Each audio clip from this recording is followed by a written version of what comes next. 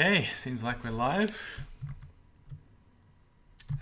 Today on the stream we're going to be doing a Crazyhouse Simul, and I'm going to start by just warming up, taking on 10 viewers at once, or 10 players at once. So I'm going to host a new Simul, and I'll also just explain for the new viewers how to find the Simul on Lichess.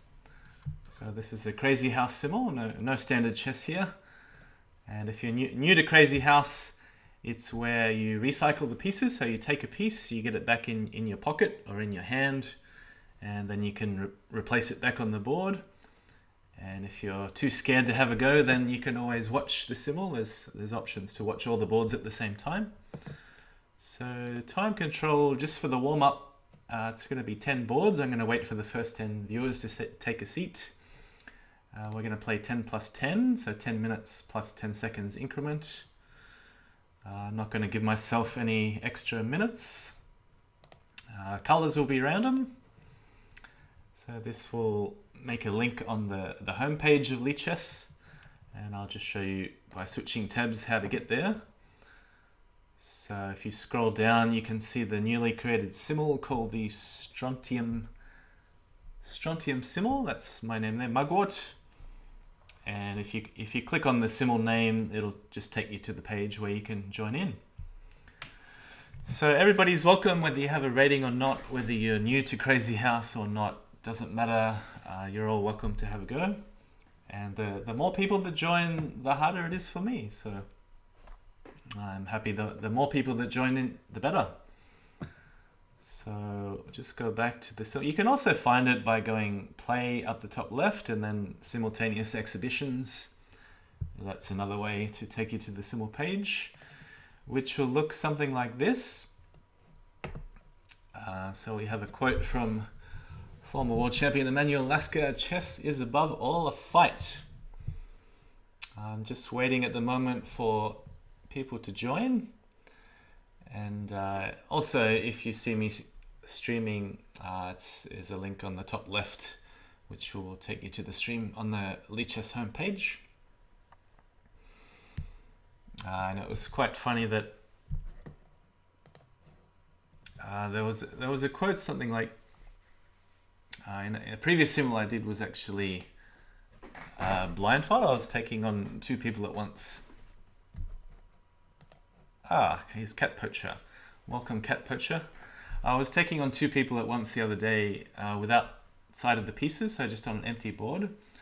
And the quote before the Simul started was something like, "Good chess players always have a great memory," or something like this. It was quite funny because you certainly need a good memory to play without side of the pieces. And I'm warming up to have a go at taking on 3 people at once. And I was testing the settings against Legion Destroy the other day. I kept having to switch windows. It's really distracting. So hopefully the windows are sorted for a 3-board blind Simul. And yeah, I'm willing to give it a go. So, but today's is not blindfold. It's just open eyes. So that way I'm willing to take on 10 players at once to start with, and maybe more. Just depends who comes along, who sees the stream, who finds the link and is interested to have a go. We're just waiting for opponents at the moment.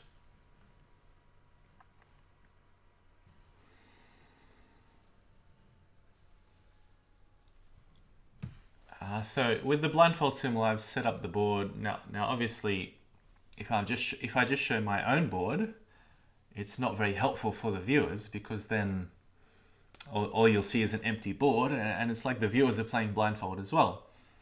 And I was having some problems with the Windows setup and the layout. The board didn't refresh.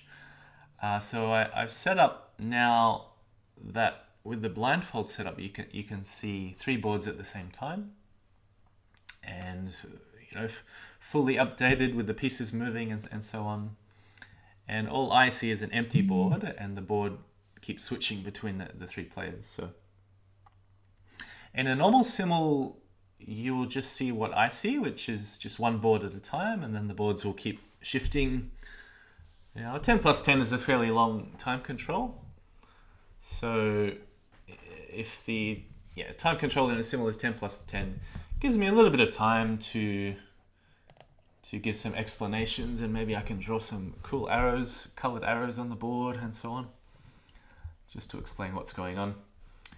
Because if the average time was something like, half a minute and half a second per move, I would just I just have to move immediately. So we got some more players. Welcome, Lazy Peasant and Yeri. Lazy Peasant. What do we know about him? Looks like he's hasn't played many chess games, but then again, neither have I. Only chess. I haven't played any chess games at all. So we have 3 players. I would like to get up to 10 players for the first Simul, and then we can start. So just to repeat myself again, this is not a blind Simul. I have another account called Mugwort Blind, which I play without side of the pieces. So this is just a normal, full board, open board Simul, where I see all the pieces, and I'm looking to get 10 players before we start. Now, 10 players, I'm just... JK the Bullfrog is joining the Simul, really? Okay, if you wish. That's pretty tough. He's always challenging me, but at the wrong time. So I'm doing a Simul now, maybe a couple of Simuls in a row. But I don't mind. I'll take on anyone. So it's a fairly slow 10 plus 10. It might give me a little bit of time to not get killed in the first 10 moves. Kryptone says in the chat, oh yeah, ZH. Kryptone has joined as well. Welcome. He is an NM, a National Master. So when I was a kid, to have a title, it was really only FM, IM, or GM. So I'm not sure there were NMs around when I was a kid, but that was a long time ago. Maybe I'm a bit older than I look. So we have 6 players, 4 to go, and then we will begin. Time control 10 plus 10. I haven't given myself any extra time, so that means it'll be an average of 1 minute and 1 second. Now I noticed the other day with the blindfold Simul, it does take a little bit of time for my view to switch between the boards, to switch between the different players. So I don't know whether it's my lag from Australia or just because I'm also streaming at the same time. Now if the average rating, and I'm playing Simul with 10 plus 10, if the average rating is above 2000 or 2200 or so, it'll be quite difficult. So I'm hoping to have a few shorter games. Hi Svitz, welcome. We have a new player as well, Hurkan Singh. I don't know how to say that. Hurkan Singh. Oh, another one, Mastermind. We're up to 9 already. 1 to go. And before I started streaming, I was waiting around for people to join the Simul just to do a test of the windows and the layout for the stream. And I was waiting something like 40 or 50 minutes, and only 2 people joined. So I did a test Simul with 3 players earlier on. So how are there so many ZH? Oh, that's Crazyhouse players from Australia, asked Kryptone. That's a good question. Maybe we're so far away from everybody else. It's pretty hard to I don't know. Like if you want to be a top chess player, if you want to become a grandmaster, it's actually very hard to do from Australia. Even harder in the past, like in the 80s and 90s when there was no internet and when there was not much access to information. So I don't know. ZH is mainly played online, and I guess because Australia is such a widely spread out country, we all live quite far apart from each other. I guess it makes sense to play a game that suits online play, like Crazyhouse. Bughouse, where you have a partner and 2 boards, and the pieces switch between the boards. This is a lot more fun to play in person, but it's just that in Australia we don't find much opportunity to play Bughouse in person because, as I said, we all live so far apart from each other, and we don't get a chance to meet up very often. So those who are accustomed to Crazyhouse and the top players online, you must have heard of John Lee. Maybe you've heard of Mastertan and Bugzilla. We all had a meeting in Sydney last year in July, and there's tons of videos on John Lee's YouTube channel, so if you want to know what Bughouse looks like over the board, you can check that out. You can just Google or search on YouTube John Lee Crazyhouse, and I'm sure you'll find it. Alright, so we have 8 players. Maybe for a warm-up we should just start if there's no one else joining. Might give me a little bit of extra time too. Alright, I'm going to leave it another 30 seconds. If no one joins in 30 seconds, we're going to start with 8 players. So 30 seconds, and we will begin. This is the Strontian Simul. You can find it from the Lichess homepage if you scroll down. And it's also an option from the play menu on the top left. Alright, let's do a countdown. 10, 9, 8, 7, 6, 5. No one else joining. 3, 2, 1. Herkan Singh says he's nervous. Is this your first game, Herkan Singh? Anyway. Oh, no. Sorry. There was one more, but it's too late now. Okay, so good luck, everyone. Let's go. The clocks have started. So I believe the clocks will start on all the boards at once. So I'm a pretty slow player, especially when I'm talking at the same time. So the boards are going to be switching quickly. I'm just making sure the view is working. It looks good. All right, so let's start playing the openings a little bit faster. I'll start with a knight f3. Start with d4 here. Switching up the openings a bit on all the boards.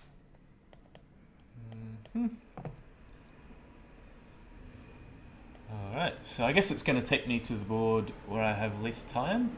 Notice my clock is running down very fast, so I do need to hurry up. Alright, we'll go bishop f4. Oh, nice solid London system here. We've got e4, e6, knight c3. We'll take that one. So there's one simul trap where you can play a move and then it will switch boards, and you're going to make sure you're in the right window, because it's very easy to mix up the windows when the board switches all of a sudden. Alright, so we've got a lot of different openings here. What do we do here? I'm going to try I'm going to try d6, see how that goes. Alright, so knight f3. Not thinking too much. In fact, the only thing I'm really thinking about in the opening is how to vary the play on each board. I have a slightly different opening on most of the boards. We've got 2 Frenches. I like to throw this knight into e5 quite early. Alright, we'll go bishop g4. It suits d6 to go bishop g4 because there's no knight e5. So soon I might start drawing some arrows on the board. And I don't think you can really pre-move in a simul. Okay. So we've got a few 2200s joining, which is going to make it tough for me. Okay, so Kryptone, we have an early exchange. What's this, d4? Take back with a knight. Alright, bishop d3, just want to get castled early. e3 here, bishop e7. Right, well now we'll go d4. No harm in doing that. Knight e7. Okay, what is this? It's a new move. I haven't seen anyone play knight e7 before. It looks interesting. I don't know what he's going to do with his dark square bishop. Maybe knight g6. Alright, so we'll go e6. It's the safest move in this position. Knight d7. Maybe trade the bishops off. C4, now that's more like a chess move. Not sure, what do we do here?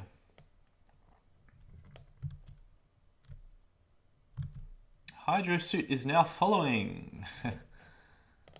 Now, I'm actually not sure if anyone knows Twitch, maybe you can help me out with this, but I had to switch to the OBS window to see who's following. Now, is there any way to make that appear on my browser or on my screen somehow without having to switch back to OBS to see who's following? I have no idea how to do that because I've just added this little, what do you call it, a widget? Ah, that's his plan, knight f5. Yeah, so I've added a widget so it'll tell me who's following, but I have no idea how to see that without going back to OBS. So maybe I have to keep switching when there's a new follower, I'm not sure. All right, we're going to block up the position here with e5. And I'm meant to be playing quickly, aren't I? So I need a couple of quick games, a couple of easy games, but it doesn't look like anyone's giving me too many free pieces at the moment. I think I'm more likely to be the one to give free pieces. Throw in a check. All right, h3, should I take that? Yeah, why not? Let me chuck the knight back on d4. Okay, so normally I'd sack on f7, but I'm a little bit hesitant here. It doesn't give me much to play with. But all right, maybe a pawn on g5 and then take on d5. Okay, so he's castle 2. Now we'll throw an e5. So c6. Maybe queen e2. Maybe just drop the bishop back. What should we do? Bishop d3, make him drop a pawn on e4. But then that cuts out the... interesting. I've never seen this position before. This bishop e2. Alright, so there's a bit of a gap here on c2, but a pawn on c2 doesn't help my position that much at the moment, so... we just keep developing. Knight back on d4 here. Knight h6. Alright, so... I'm going to take that one. So he's going to take on d3 first. d5. Okay, so e5 will take... I mean, both seem okay. I'm going to go e5 because I do want to take over these dark squares on g5 and f6. Okay, so bishop e2, bishop b4, check, knight c6, that's okay. Queen d3, alright, we'll just keep developing, probably castle soon. Knight takes pawn here. I'm leaving the pawn on g5 hanging, I didn't mean to do that. Shall we trade here? Leave that bishop with nothing to do. Knight back to e1, alright, h5. It's been a long time since I've got to the Cryptome board. Maybe I'm running out of time on all the boards here. Alright, castle, play a bit faster. d4. Right, I'm going to take that one. Alright, my first free piece. Sorry, Herkin Singh. You're the first guy to give me a free piece, so I'll have to take it. But yeah, this looks like a good move. c5, I'm not sure whether you want to play such a move in Crazyhouse, but can't think of any better way to guard the knight on d4. E takes. Alright, so I'm just going to go for it on this board. Sack a piece, drop a knight back on f6. Hydra Suit's trying to distract me from the boards. He's asking lots of questions. Can you do some Bughouse streams? Sure, I can do some Bughouse streams. Not this second, but I'm sure... I'm actually intending to do one with Helm's Knight on chess.com at some point. Next weekend, I think we made a time, but I can't think. I'm just a little bit distracted at the moment. Maybe next Saturday EST. Saturday evening Eastern Standard Time, which is Sunday morning Sydney time, Sydney and Melbourne time. All right, we're gonna trade this one. Chuck the knight into e4. I'll try and pre-move, but it doesn't seem to work. Bishop d6 here. Try and fire in on the e2 square. Okay, what do we got? A weak pawn on c3. Not that many ways to guard it. I'm just going to tuck the bishop back on e1. Seems pretty solid. Okay, so what do we got? f4. You don't see a move like that very often in Crazyhouse. Very brave. F4. Alright, I'll take it. Maybe stick the pawn back on E5. Okay, knight E4. Time's running a bit low. What do we got here? Knight E4. Good move. C4 perhaps. Doesn't have any pieces in hand, so maybe Queen D3 also works to defend this point. Maybe C4 next. Alright, do I play pawn back at E5 or is there a better place for the pawn? I was thinking about knight A6, but knight H5 is another option here. Let's go with that. Yeah, same time zone, Sydney and Melbourne. I don't think there's any advantage taking on G5 here. Although it does weaken E6 a little bit, which is a bit sensitive. Maybe pawn at G3. I'm going to do something with this bishop. How about a check? Or bishop G5? Oh, I'll go bishop G5. Alright, gotta hurry. Knight at F6 check, looks obvious. Don't quite see mate though. Alright, gonna take that one. Stick a knight back on E4, maybe just take on E5. Okay, my knight seems to be in danger. What are we gonna do with it? Knight G4? Or knight F3? I'll go knight G4. Not quite sure what's going on in that position. Alright, so a bit of a target here on B7. I can't do much about that, so I'm just going to ignore that one. Yeah, I'm just going to get castle, ignore B7. Okay, so the intention was to play C4, try and undermine this knight on E4. Pawn here, I'm going to take that one. There's a trick with a fork on C2. H6, alright, very solid. I'm going to go F3, just to ask the question, what is this knight doing? Knight D3, alright. So I got to attack in this position. My pieces are poised for an attack on the king side. Yes, bishop A6. Nice chess move. Is it any good in Crazyhouse? I don't know. He wants to take with the bishop. What am I going to do? Something fast. Knight D2. Take. Queen takes. Yeah, okay. Let's try that one. Yeah, maybe a bit of blindfold Crazyhouse later on. Hide your suit. Ah, he didn't take me, of course. Alright, so pawn at D2 or pawn at F2? What's better? Or just leave it for the moment. I could throw in a check, perhaps? Or knight to F4. Yeah, let's do that one. Bit later on, perhaps. A bit of blindfold. We'll see. Bishop A3. Yeah, I've really got to attack on this board, so I'm just going to go for it. Pawn at G4. Maybe knight D2 coming next. Okay, so I don't see mate here. Pawn drop there, knight check. I need another couple of pawns in hand. Maybe a knight would be useful. How do we get a knight? I'm not sure. I'm really not sure what to do on this board.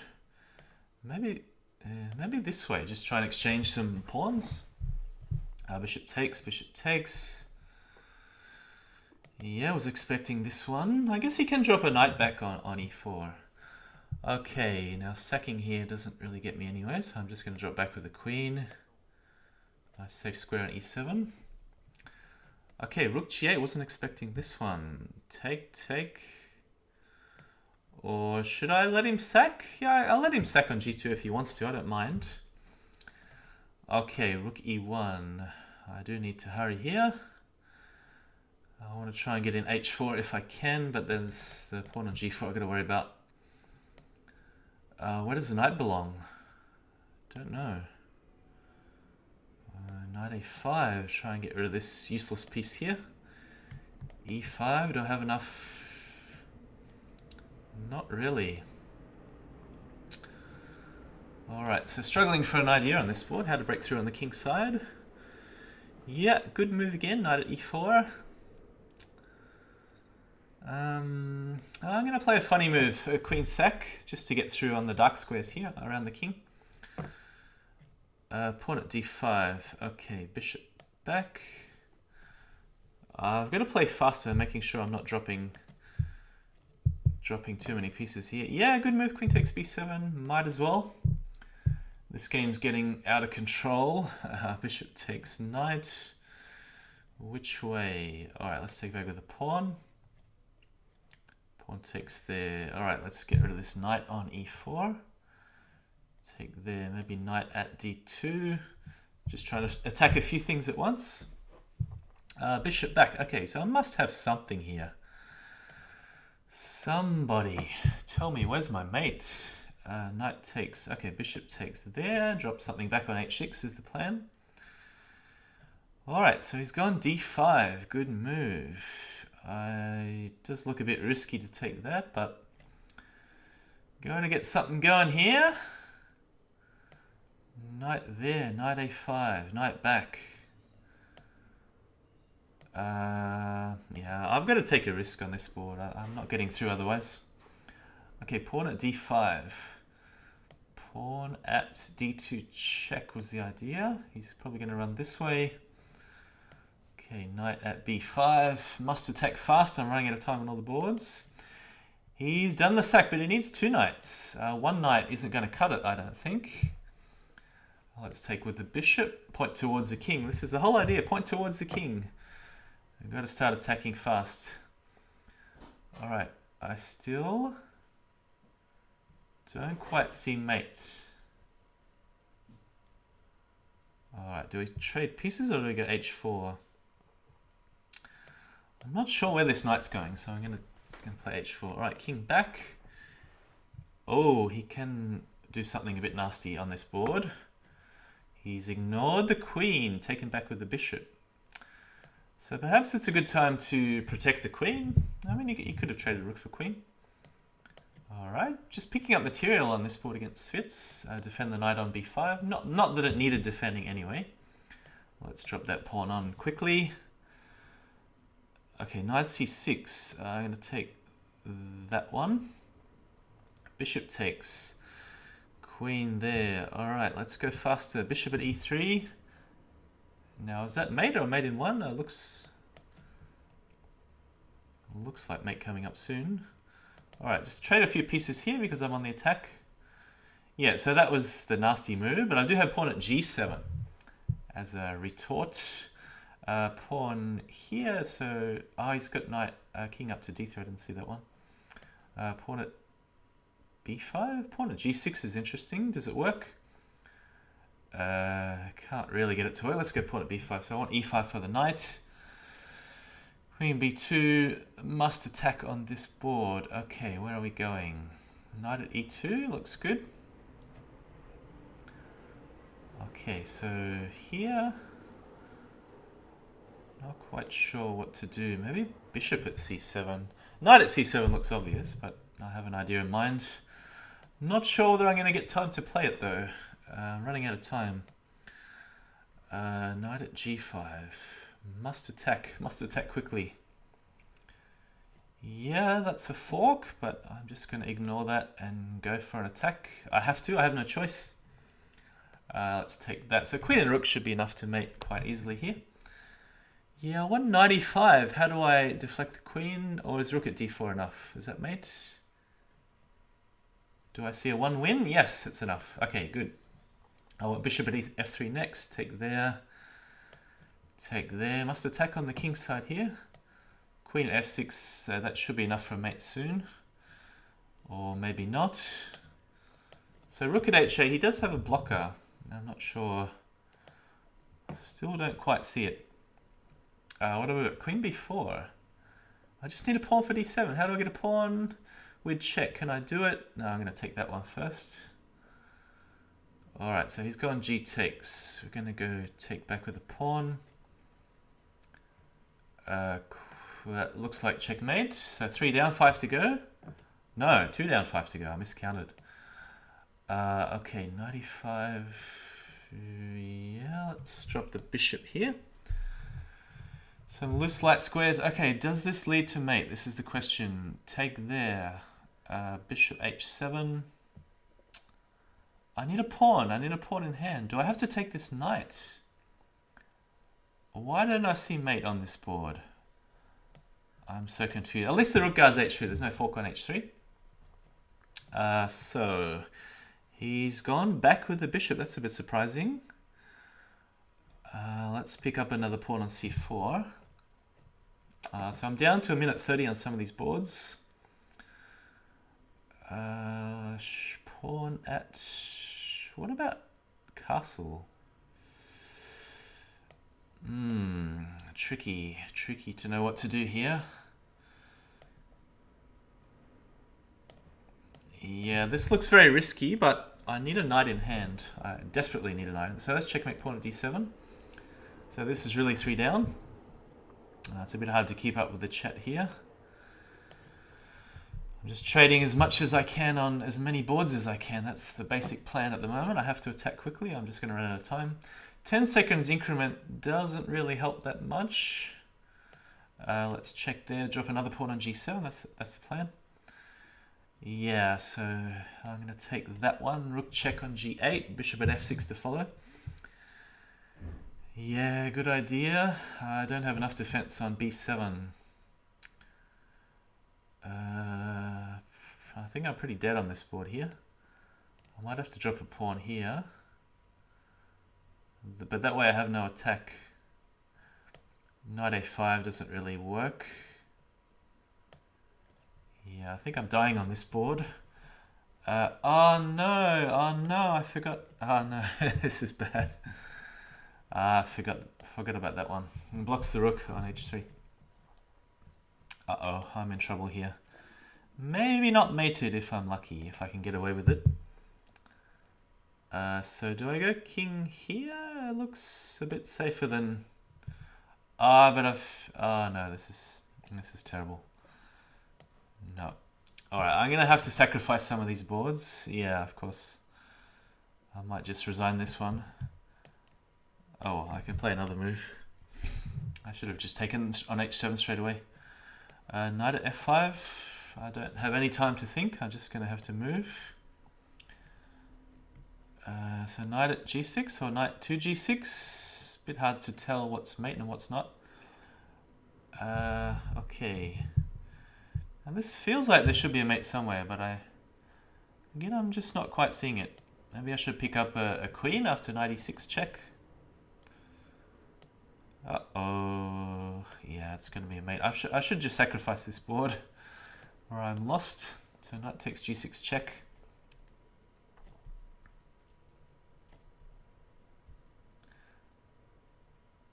Okay. So do we go knight f7 or bishop? Just pick off the rook and then rook back on g8. Yeah, I'm going to forfeit this one. So we'll play Kryptone.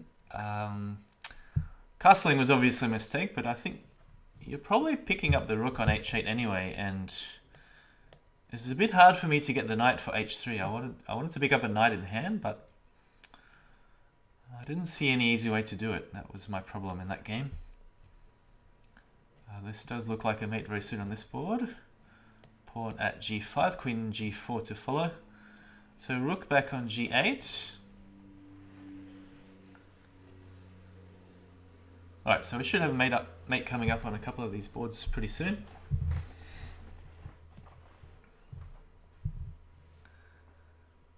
Alright, thank you Zugzwang. And who else has finished already?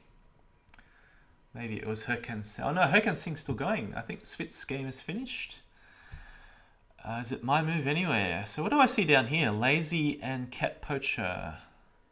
Still thinking, is that right? Oh, there's only 2 ongoing games. How do I see them? I just click on the boards, I guess. Aha, so Lazy is looking for a mate. He's only got a queen and pawn in hand. So I'm looking at queen here. King takes knight. There's no pawn drops. There's no queen moves. Queen h6 doesn't really help. I'll just drop a pawn on g5. Yeah, I think I mentioned in this game that this bishop doesn't really have a job to do. So it's not like he can easily come in and join the attack. Oops, what's happened here? Alright, so I've got a bit of time on this game. So I don't have to hurry that much. There's only 2 boards to go. Alright, so is the king going to be safe on h1? This is the question if he starts dropping pieces here, dropping bishop and so on. I don't know whether I can stop him easily. I don't want to defend with bishop at f2. I'd rather play a move like bishop at e7, so let's do that. Okay, so Lazy is still thinking. He's gone knight back to h5. Maybe he wants to draw. But no, I'd rather play on king h4 is a good way to play on, I think, in this position. So he doesn't have any good queen drops.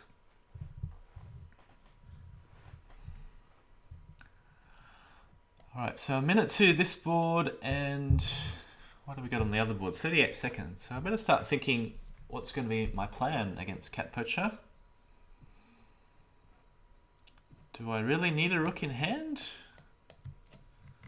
How am I going to answer bishop at e3 check? King h1 is the obvious move, but I mean, of course there's knight at f2 if he wants to pick up the rook. The bishop then is a little bit misplaced on f2. We'll have to waste time moving out of the way. So whose attack is going to get through first? This is the question. Does he need to save the queen in this position? Do I have any immediate breakthroughs? It's not so obvious. He has very good defense with this bishop on the dark squares, so f6 and h6. So this bishop is probably his best defensive piece at the moment. It's stopping ideas of, you know, bishop takes f6 or knight at h6 and so on. It's going to be hard to get into this kingside fortress. So does he want to pick up the rook on f2? Is he going to save his queen?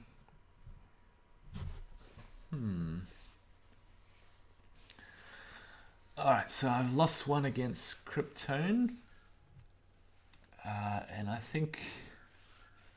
So what happened? I think d5 was very timely in that game where Kryptone played d4 to d5. Alright, so he's abandoned the queen. I mean, I've got to just go for it. I surely can't think of a better move than bishop takes queen. Okay, I don't think I can take that one because pawn at g6, take, bishop at f7 looks like mate. But I can drop a pawn on g4, that was the idea. So I have the knight coming g5. Okay, rook a takes. Knight in hand, but I can't do much with it. Alright, I need a good idea. And I got 20 seconds. Just kind of cover up a little bit. Oh, you might have really annoying move bishop at d2. Maybe I need a pawn in hand. What about just trading pawns on d5?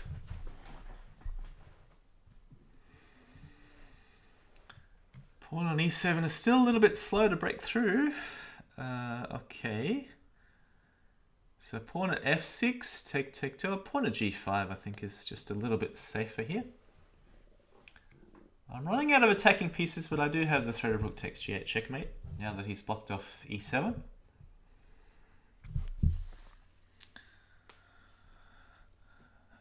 Chess Fun 27 saying need to get titles so you can play in the title bullet tournament. I actually could become a CM. Do CMs count as title players? CMs didn't exist when I was a kid. Alright, so I've got 5 seconds. A bit of move, bishop f3. I guess he wants to pick off the knight on f5. That makes sense. Knight is probably going to be useful for him later on. And it gets rid of an important attacking piece. Yeah, so my FIDE has hit over 2200. I think that's the only condition you need to become a CM. Let's go knight takes here.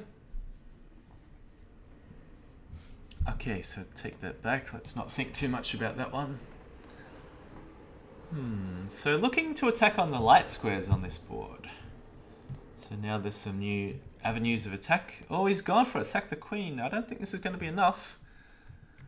The king always is going to have these avenues of escape.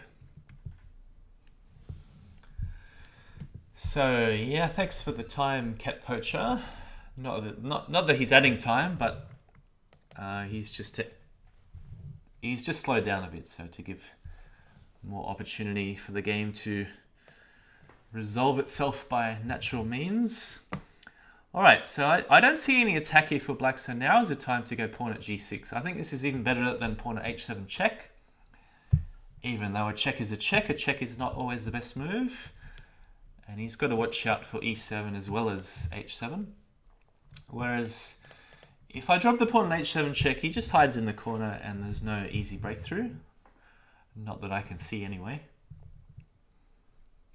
Whereas with the bishop on f2, he's got to waste a tempo, you know, shoving it out of the way first, and then he can drop the knight on f2. Okay, I don't think this is going to be enough for the attack. Don't know. Hang on, I want to switch back to the other board because I haven't made him one. Yeah, so now there's only one board to play because I mean I could have just moved on this board, but I wanted to make sure that I didn't flag when I had a made in one. So GG's everyone so far. Well played, Kryptone. Bad luck, Cat Poacher. I think he had to waste a bit too much time there with the attack. Maybe try to cover up the light squares a bit instead of going for the attack. Okay, so this threat of rook takes bishop just looks impossible to deal with. And it looks like the warm-up symbol is just about to finish. So it should be 7-1 after this game here. He's got another check. Well, what's the most accurate here? Probably just run straight back to h1, like this. And one pawn in hand should ensure that there's not... Just got to make sure I don't accidentally let go on h3. That would be a bit embarrassing. But yeah, king's going to be safe on h1. There we go, no more checks. And we have half an army in hand. Hydrosuit asks, any tournaments you play in Victoria? Yeah, actually, I did play in a couple of Allegro tournaments, a Blitz tournament last December. So I often travelled down to Victoria in December when the work finishes for me in Sydney. And I also played in the Canterbury Christmas Swiss Weekender. I think it was a 4-day tournament. And I did pretty well. I came third last year. It was about 5 months ago. So I came third in that tournament. Pretty strong with guys like Izzat and GM Papan from Russia also playing. Alright, so that ends the simul. It's showing 6 wins, 1 loss. I guess I just have to refresh the page. Nope, that doesn't work. Now, how do we get to the end of simul page? Not like this, obviously. How do we see the results? Yeah, there we go. So 7 wins, 1 loss. And you can see all the boards displayed at the same time. Okay, so I'm keen to do another one. We'll see how many boards we get. Maybe there's a few more viewers and a bit more interest. So if we have more viewers wanting to join, then I can slow down a bit and maybe do 20 minutes plus 20 seconds. Try and aim for perhaps 15 boards. I want to eventually build up to 20, but let's go 15 this time. Okay, so how do we do that? Simultaneous exhibition. Host a new simul. Haha!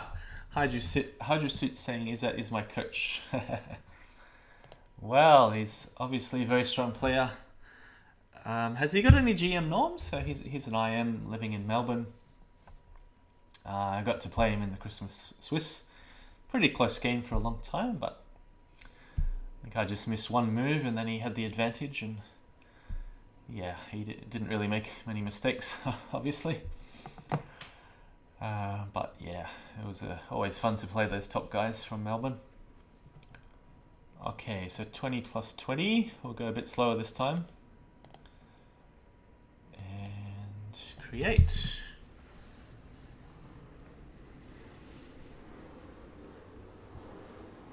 Yeah, I actually passed the Victorian coaching rooms in January every day as I walk past back and forwards.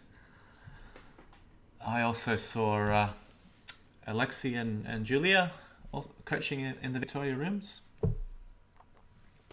And maybe Chris Not sure who else, who the other Vic coaches were this year. 2,500, 2 norms, 2 Grandmaster norms, so nearly GM. Yeah, I'm sure he'll make it. He's still young and got plenty of energy, so I'm sure he'll make it soon. Okay, so we got a new tournament, a new symbol called the Gallium symbol. You can find it from the Lead Chess homepage if you scroll down, and also from the Play menu, Simultaneous Exhibitions. So Hydra Suit, you're not first this time, you're second.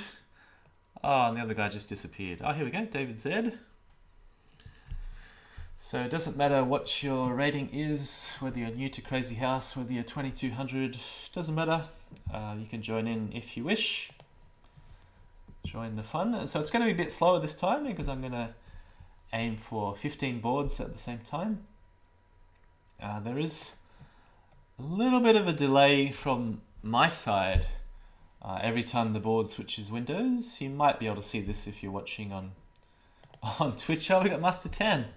If you're watching on Twitch or on the Lead Chess link, you might be able to see every time the board switches windows, there's probably a 1 second delay or so. So if you multiply that by the number of boards and the number of moves, then that's quite a lot of time that I'm losing on each board. So maybe I should give myself a bit of extra time, but I mean 20 plus 20 should be enough. Mastertan's going to be a bit tough. I wonder if he's going to throw in d4, e5 against me today.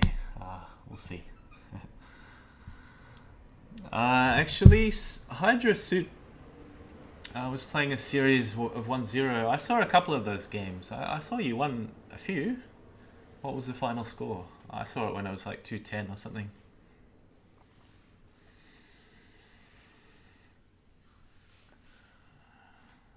Three CM norms? What's he talking about? I don't think you need CM norms. You just become a CM when you hit 2200 and you pay FIDE a bit of money, which I haven't bothered to do.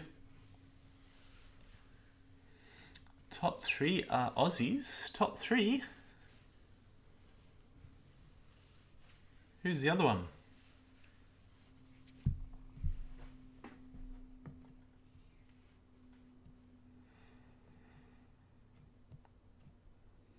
(14-2) against Saturus. We're talking about a few things at the same time here, so it's a little bit hard to follow. Alright, so we got 5 accepted challenges. Anyone is welcome to join. And I'm going to start as soon as we hit 15. Or if we have to wait too long, then I'll start anyway. But yeah, we'll leave it at a few more minutes and see who else joins. So last symbol was 8 boards. Time control was 10 plus 10.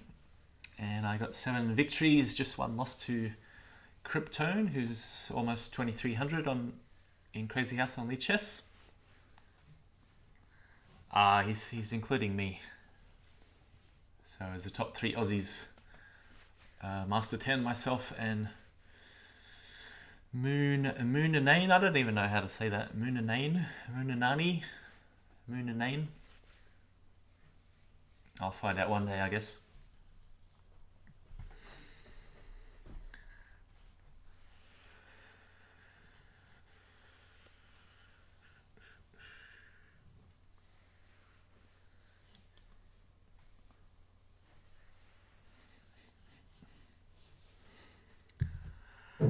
Okay, what do we got for a drink today?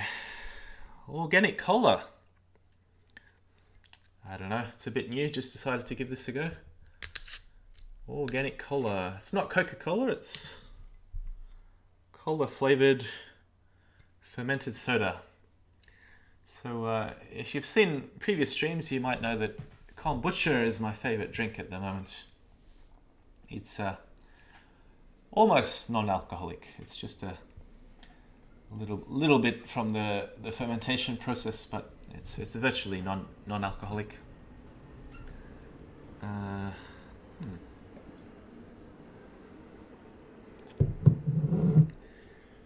Yeah, not bad. So sometimes when I do blindfold or two games at once, blindfold Crazyhouse, it's very draining because you have to focus so intensely, and I'm actually purposely looking at the chat and switching windows if there's a problem with OBS. So just trying to test myself. I always like challenging myself, putting myself in a situation which I can't handle and then learning to deal with it somehow. So it's one of the most fun things you can do in life, I think. If life is too easy, then well, it gets boring. So you've always got to push your boundaries to see what's possible. Perhaps a little bit of inspiration from Grandmaster Timur Gareev, well known to be the blindfold king, and I got to play him this year in the Double Cup in Canberra. I don't know why David keeps coming and going. We're not starting yet, David. Oh, is there something going on? Something wrong with my view, or what's going on?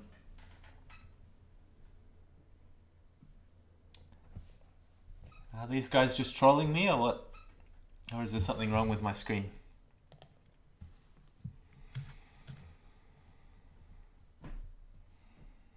So only 3 challenges so far, but I don't know whether there's a problem with my screen or it keeps flashing. I'm just going to refresh the page in case there's a problem with my end. So last simul was 8, and that was meant to be a warm-up, so I would like more than 8 before we begin.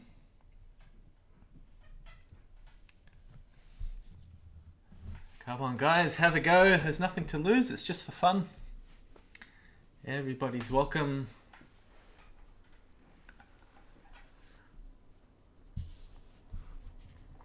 Yeah, so I was talking about, here we go, Slavic, welcome to the simul.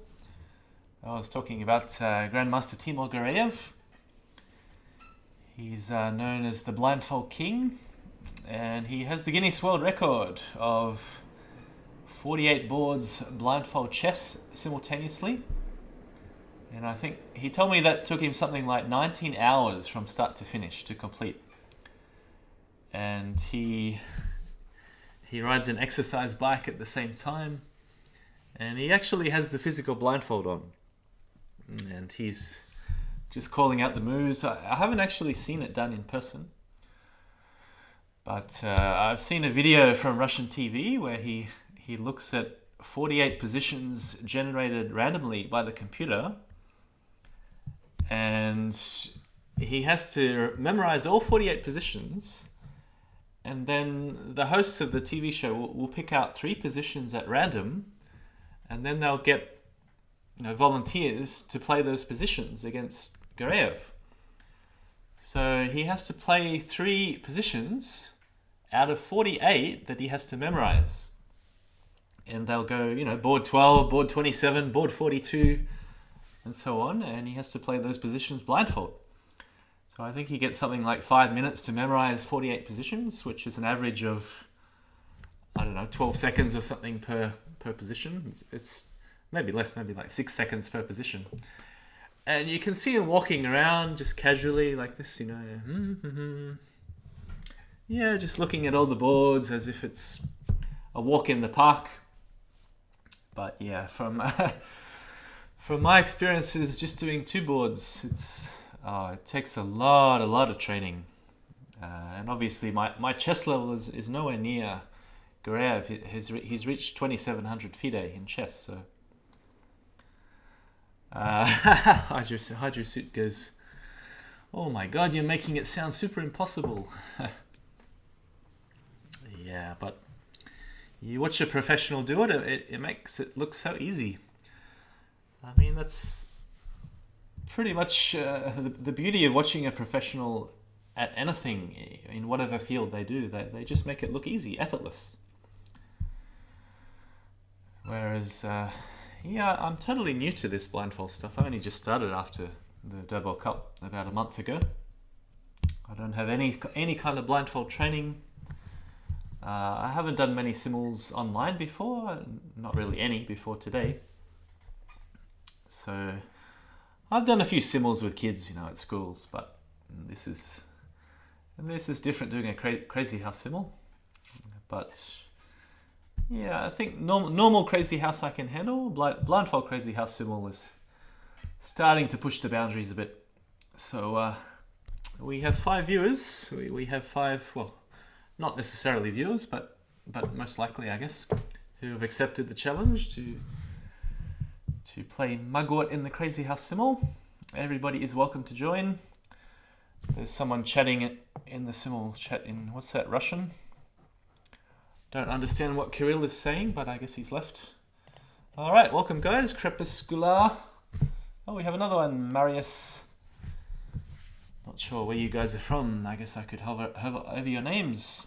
No, good connection. Maybe from France. France, Italy, Spain. I don't know, just guessing. David Z.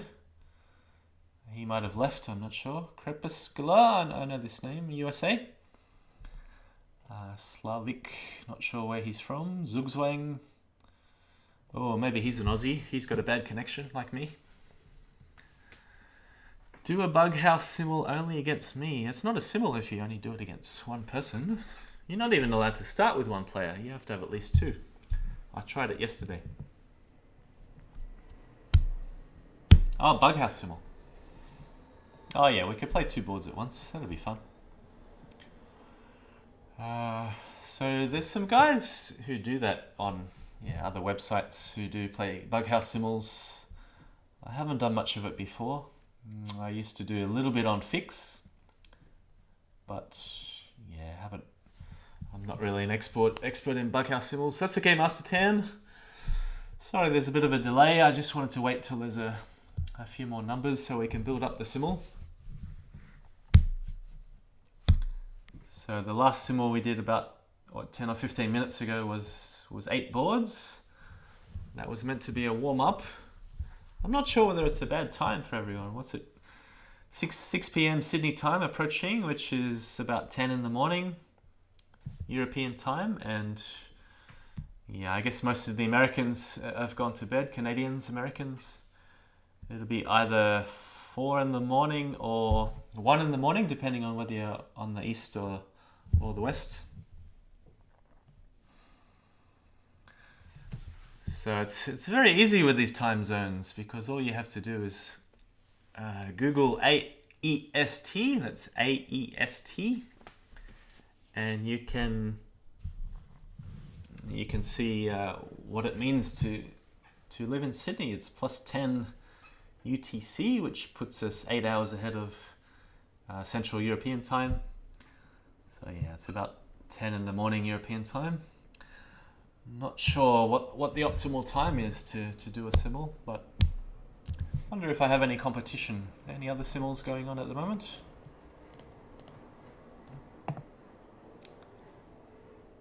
We got someone playing all types of variants here. Fast Crazy.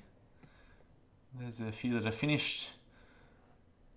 Don't know whether there's any ongoing simuls at the moment. So The Voice, Hydrosuit asks you watching The Voice, Mugwort Crazy House. Well, I don't have a TV, so I mean I know about The Voice, but no, I'm not watching it at the moment. I do like to. Oh, we got TheFinnisher. He wants to have a go. I often watch the highlights from previous years, like the best and the worst of The Voice and the X Factor and so on.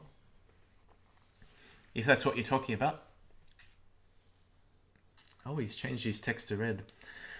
Yeah, so it was funny. I was calling mastertan TheFinnisher. Or he should be Finnish because he's very good at finishing and finding force mates at the end of the game. Whereas that's definitely not one of my strong points. So talking about my own crazy house. Hard to know. It's a bit hard to judge myself. I guess my strong points would be understanding when to attack, when to defend, when you need to play a defensive move, when the opponent's attacks are going to break through, when king walks are going to be safe, which are the key squares to guard when your opponent's attacking, when it's the right time to do a sack, when there's good chances that a sack works. All this is mainly just coming from Bughouse experience. I used to train a lot with the engine about a year ago. So when I first started, I had 15 years of catching up to do in Crazyhouse. So I learned some openings, but it's been quite a long time since I really studied any openings at all. So yeah, well, okay, we're going to start with 7 players if no one else joins. Now this is a little bit slower than the last simul. I would like to wait till at least a few more join, but I don't want to keep you guys waiting forever. Because if people keep dropping out and then joining, we never end up with any more numbers. So if you can just be a little bit patient, hopefully there's a couple more that will join. Otherwise, yeah, maybe I'll give it another 2 minutes and then we'll start. So another 2 minutes. So it's been going 16 minutes I've been waiting. And yeah, maybe it's not the best time. Not sure what the best time is. When do the Europeans start waking up on a Sunday morning? Somebody tell me.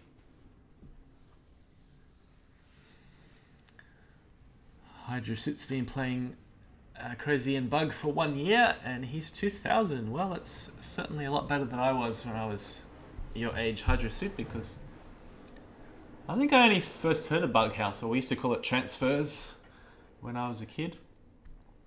When I was maybe 11 or 12 years old. So yeah, if you keep improving at the rate you are, you'll be 2400 in no time. Just imagine that, 2400 by the time you're 12 years old. That would be amazing. Don't think anyone else has achieved that, but yeah, I mean, I don't know everyone's age, but I assume most of the top players will be at least in their late teenage years or a little bit older, but I'm not quite sure about everyone. All right, down to 6 players. Well, I guess, I don't know, guys. Somebody tell me, should we start? Should we start? I'm going to fix the sound on my headphones because it keeps coming on and off.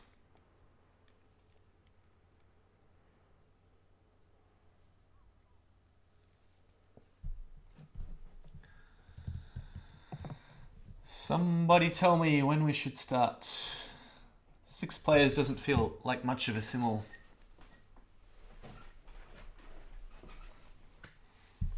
The intention was to get up to 15 players, but it's completely out of my hands. Kyle Legion's 18? Yeah, I thought he was about that. Not sure about the Finnish players. Bit hard to guess. I can always guess people's ages, but I don't really have any idea about most of you. I know Antic's not a ZH player anymore. I don't know what he's doing watching here. He's not a ZH player anymore, Antic.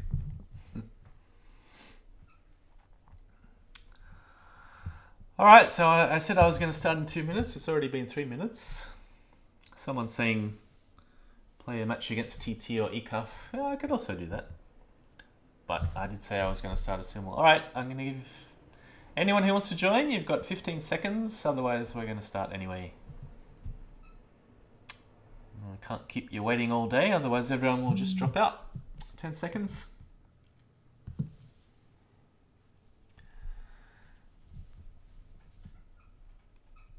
Yeah, it's normally my dinner time around about now, but I'm pretty flexible with dinner. All right, let's begin. I think I just missed one last time, but oh, all right, let's do it. So, first board, moonenane, let's go e4. Marius, let's go d4. The colors are random, by the way, so I just happen to be white on all these boards. I don't know why. Yeah, I'm sure I chose random. Here we go. No d4, knight f6. Last DB just turned 16, says Hydrosuit. Okay, I'm going to throw out this, what do you call it? Trompowsky opening. G3. Ah, he's going for a Catalan. Antic is a ZH spectator now. Alright, so now that that's clear, we won't mix you up, Antic, with a ZH player. What about in the future? Are you coming back after you've reached national master level in chess? Okay, what do we do here? Queen d7, knight c6. Yeah, something like that. Alright, let's just play the openings quickly so we'll have more time for the critical moments later on. I'm going to trade the bishop for the knight.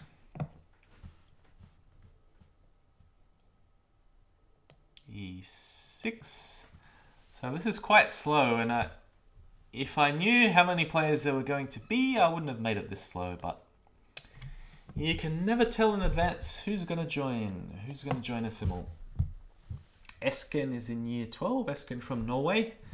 So he'd be about, do you mean 12 years old or in year 12? He'd be about 18, I guess, if he's in year 12. Bishop d6. Yeah, so I could do a match against one of the strong players a bit later on. Alright, he's going for e4, d5. TheFinnisher. Knight f6. Shall we test him on bishop b5 check? Oh, I don't normally play this, but just for today, we'll see what happens. Someday Antic will return to ZH, he says. Bishop e3. Okay, so my targets here are mainly g3 and e3, the dark squares at the moment, and we'll see if we can break through.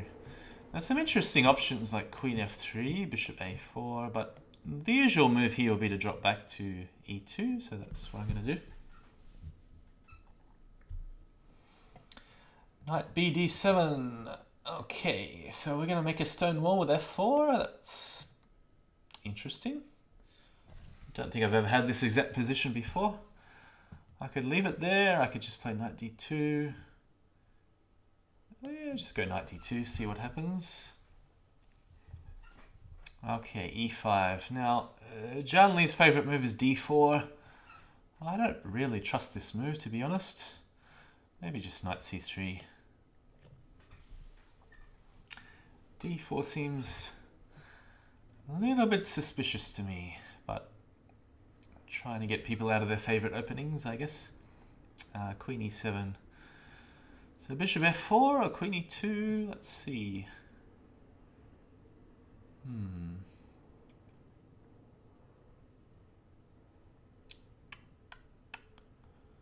I'll go queen e2, so the idea is just to break the pin along the e-file.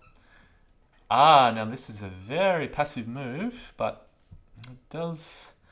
bishops are good defenders. It's going to be hard to break through in the short term. But on the other hand, I'm in no hurry. There's no hurry to break through, so it's a good time to throw in h5, h4.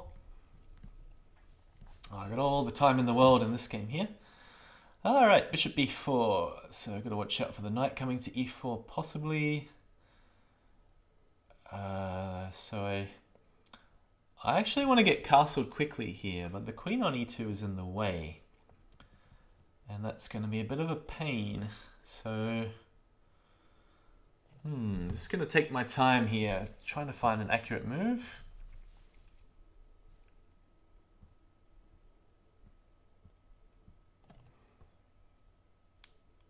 Yeah, it would have been good to bring the bishop out a little bit earlier in this game. I mean, I don't think there's any sense playing queen b5 check. I could try a3 just to force the issue. Take, knight e4. Then I've got to defend this guy. Bishop d2 is also possible. Maybe bishop g5.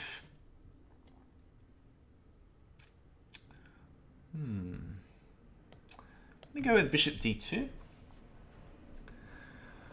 Although I think black has no real weaknesses in that position there. Okay, knight c3. Now, is it a good time to play h4? So, take, check. King takes back. Maybe knight takes. It looks pretty good. unless there's a better way to build up the attack, but I don't really see how at the moment. These pawns are doing a good job guarding all the squares here, so there's no way to really improve my minor pieces here. Maybe I could just play queen e7 or queen d7 or a6, but no, I'm going to go h4. Open up the position early. Take there, pawn takes. He'll probably stick something on e4. Alright. Bishop c5. Okay, so is this a real threat? You've always got to ask yourself, is it a real threat to sack on f2 or not?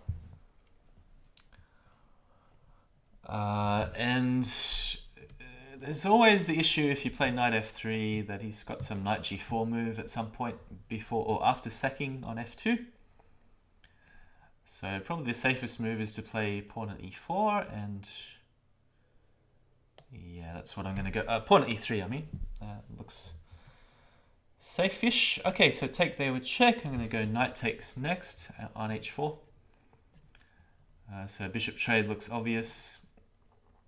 I can't really see any other decent moves. I mean, bishop f4, I guess, is also possible. But yeah, then maybe that bishop is even better on g3 just to stop knight at h4. So knight takes h4 here.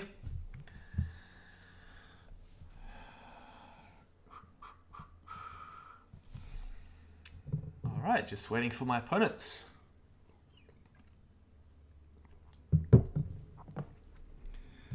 So knight to f3 is also possible, but it could run into some bishop at h5. I think bishop at g3 is the most flexible move here. The only other move I'd look at is pawn to f4, followed by quick castles. Does it weaken f2 too much? Do I really care? I don't know. Bishop at h4 check, bishop at g3, take, seems to favor white. Can he target e3, bishop at c5 for instance? I'm going to go bishop at g3, maybe castle next and then see where he wants to drop his pieces. Okay, what have we got here? Pawn at g3. Now sometimes in this sort of position the attack keeps switching from the light squares to the dark squares to the light squares. There's a little bit of a weakness on h3 in that position. Alright, so I'm going to go pawn at g5 here. It's a typical response to pawn at d4. Yeah, so I'm looking at this square here on h3. How to increase the pressure on h3. And this is another possible avenue of attack. So there's bishop at f5, there's pawn at e4.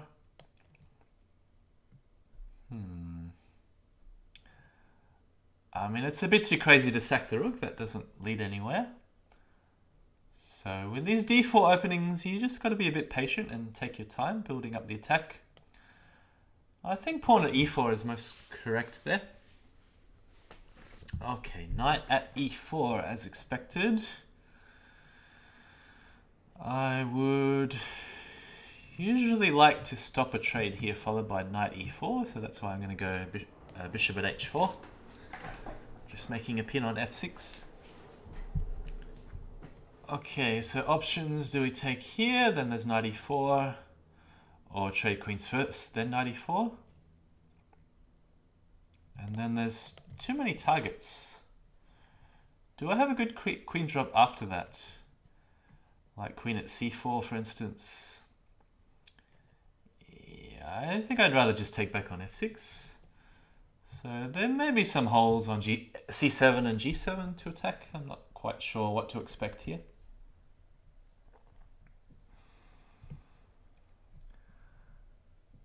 So if you've just joined, then it's only a 6-board simul. I was actually waiting for 15 people to join, but yeah, there's no takers, not enough takers today, so maybe it's the wrong time for the Americans. Europeans are just waking up, I guess. You got some busy activities on a Sunday morning. Okay, so do we take here with the pawn, or do we build up the attack with bishop at g5? or bishop at f5 is the other choice. I'm going to go bishop at f5. I think that's going to be a very useful move. So just building up pieces on the light squares, trying to force white into a defensive position there. Okay, so looking at take. The main weakness in that position will be on g7. So there's knight at h5. Let's see. There's a bit of a weakness on d5 too. If I trade the bishop for the knight here. There's moves like knight at f4, which could potentially be useful to threaten d5. There's moves like knight f3, which could also be useful. So these are the ideas I'm looking at here. I'm not sure whether I should trade now or trade later, because e5 could also potentially become a target. So I do like knight f3. He certainly doesn't want to take here, open the h file, because I haven't castled yet. All right, so he's gone rook h1. Yep, I think this is a good move because the rook didn't really need to be on f1 to guard f2. So he's making use of the rook in defense. All right, how do we do this? So pawn takes there, bishop takes, pawn drop. Yeah,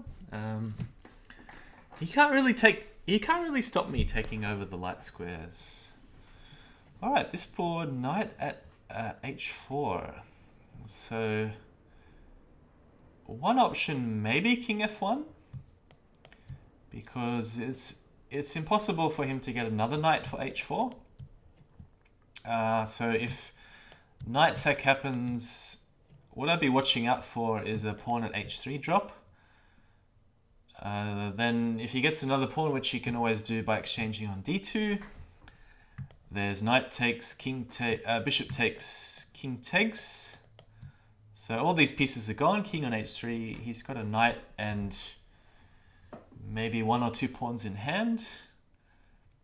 Is knight at g5 dangerous? If the king's stepping back to g1. So king f1 may be possible. Bishop f1, it's safe for the moment, but it's a little bit passive. Bishop f3 also may be possible. Even taking on g7 first. So take, knight takes, king f1, rook g8. Yeah, it seems to be helping black to do it this way, because then I'm just going to be opening up the g file for him. So I'd prefer to play bishop f3. I mean, king f1 is a little bit provocative because it's tempting him to sack a knight.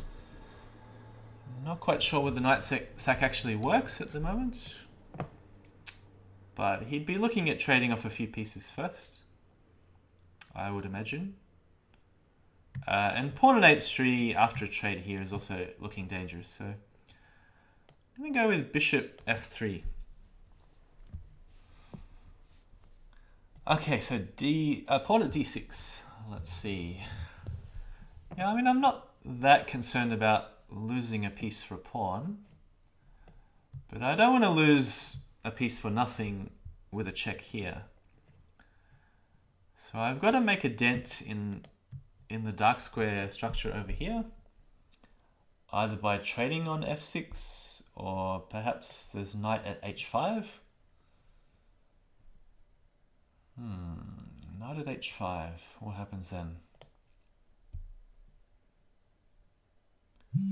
Pawn at h6 is also possible. I'm just not sure whether it's a little bit too slow.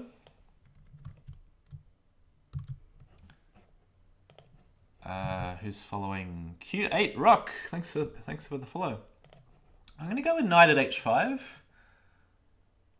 You know, this some hesitation. Why am I hesitating? He can sack a queen. Don't think he's got Ooh, yeah, the piece is in the right place. Like the knight on h5, if he sacks the queen, the king's going to come out to e7. I don't think that's quite going to work out. This sound keeps malfunctioning. All right, what are we up to on this board?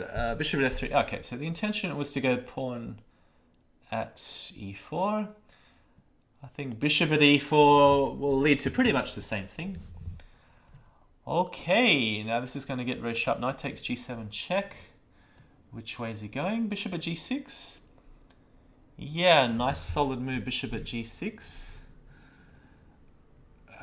So that's protecting the pawn on d5. That's the idea here. So taking back with the bishop, like this. Alright, so I would like to get this pawn to h5 as fast as possible, but if h4, then he's probably going to trade on g3. Take back. I do have some weaknesses then on e3 and g3. But with only a bishop in hand, then only potentially two bishops in hand. Is there any way he can target g3? Not really. Is there any way he can target e3? Yeah, I mean, there's moves like bishop at b6 or bishop at h6. Is e3 easy enough to defend with a move like queen e2? It does seem so, but then how dangerous is it for him for me to advance this pawn to h5? I mean, it is what I want, but could he stick the bishop back on g4 then and try and hold up this pawn h5 advance? Yeah, it's more bishop at g4 that I'm concerned about here after h4. So the pawn may never get to h5 safely. So with that considered, I'm just going to drop a knight on f4 first. So that helps to support the square h5. Alright, so I'm not going to think too much here. It should eventually lead to trades in my favor. Bishop at f3 check. Okay, so he wants to play pawn takes pawn check. And here, the most obvious move would be bishop takes knight, just getting the queen off the e-file. Any other moves? Knight back to h5. Yeah, again, I don't want this check happening anytime soon. I could take here first, take here check, bishop e2. But I don't seem to have any threats in that position. And I want to make him waste time by moving the queen around a few times. I'm going to go this way.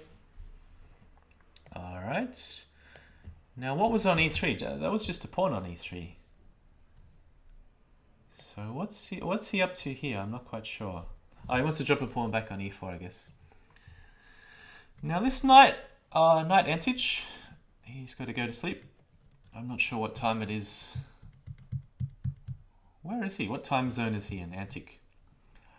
What time zone are you in, buddy? Knight h5. So this knight's on the way on g7. In the way. On the way, in the way. It's got no other purpose than to get out of the way. So I can stick something back on g7 eventually. Okay, so yeah, as expected, pawn at e4. I can't avoid losing a piece back, so that's okay. Let's just not worry about that. I can always answer by taking back with a pawn, so I'm not worried about that. So the idea was to go h4, and I'm just going to stick with that. Can't think of a better idea at the moment. Bishop at g5. That's a good move. So I can't allow the king to be drawn out by this trade here. This is not in my favor because it's very easy for him to cover these squares here. And, oh, well, I mean, he can easily follow up with bishop at g5 check and picking off the knight on f6 if we do this trade. So I need to block this line here. And pawn at e3 is the obvious move here. Just thinking of any other options. Queen takes bishop here is also no good because he gets the first check. Just having one more look at that. Yeah, no, I don't like it. So, just pawn e3? I mean, he's still got to move the queen, right, at some time. Okay, let's not think about that. G takes f6. Okay, knight in hand. What's the material? Equal at the moment, but I can pick up this pawn anytime. I'm intending to take back with the king. The only way for him to attack then, it seems, queen at f1, queen at e1. Take, take. It looks like I've got everything covered. What am I missing? Maybe he wants to play something like pawn at g4, try and knock away the bishop. So I'm looking at this capture here, d takes c3. This check is meaningless at the moment, it's not going anywhere. Antics time zone is EST. So, oh yeah, east side of Canada, I guess. I'm not sure, I've never been to the US or Canada, so my geography in that area is quite terrible. I'm not sure which cities are on the eastern side of Canada.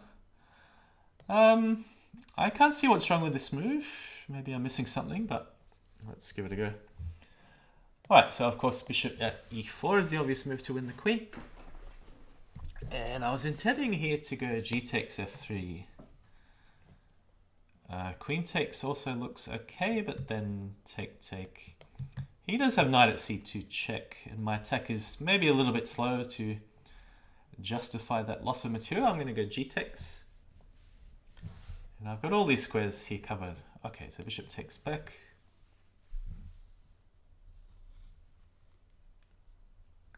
Yeah, I'm getting better at these time zones. So 4 AM is EST. Antic actually wrote that, but I didn't even see that. I only looked at the time. I know that's the same time as Helm's Night. Okay, so I've won the queen, but he's patched up a lot of these light squares here. I'm not sure whether I could have done that a better way. So here the attack is going to go back to the dark squares. I'm going to try and trade the bishop, or maybe target d4. Yeah, it's just also oscillating between the light squares and the dark squares for the attack. Okay, so queen h6. I could drop the pawn there, but not sure there's any real purpose. I don't want to waste time by moving the knight back. I mean, I can always save it, but I've actually sacked a bishop in this game for a pawn, and I can't afford time to go backwards. So knight g3 I don't like. Sometimes when you sack a piece in Crazyhouse, you just got to go all in. So, well, there is knight at f5 to follow, but he's got very good defense on this diagonal here. So the other move I'm looking at is d takes e5, and I'm going to go with this.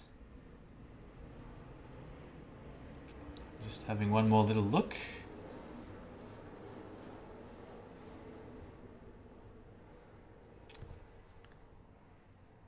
I mean, there's also bishop e2. I think I have to go for the initiative in this game because there's some little holes in black's position. And if I go backwards or defend, then I'm just going to be material down for nothing. Alright, so still six games ongoing. Now I could trade here, and we have this funny pawn structure where all the pawns are on the third rank instead of the second. But then what is the target? Maybe bishop at e2.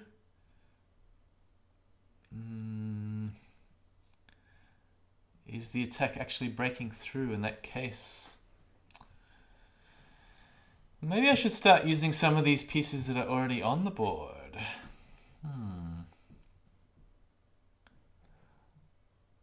Alright, I'll change my mind. I'm going to go queen at e2, so that makes the threat of knight takes e3 check.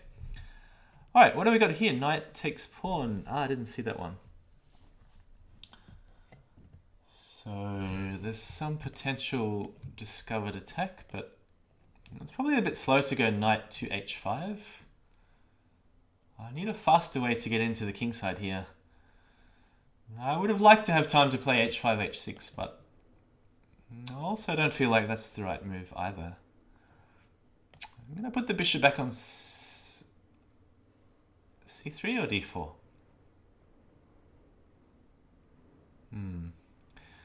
They're both good for different reasons, but no, it's hard to say. Hard to say what's better.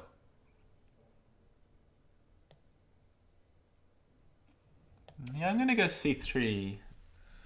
Because at some point there might be knight at f5, and I really want to keep that bishop on c3. I don't want this trade here. Okay, so queen takes check. 3 pawns and a knight. What can I do with 3 pawns and a knight? Yeah, I was expecting bishop at f4. Now there's some options here to trade there, take there, perhaps stick a bishop on e4 if I want to be really aggressive.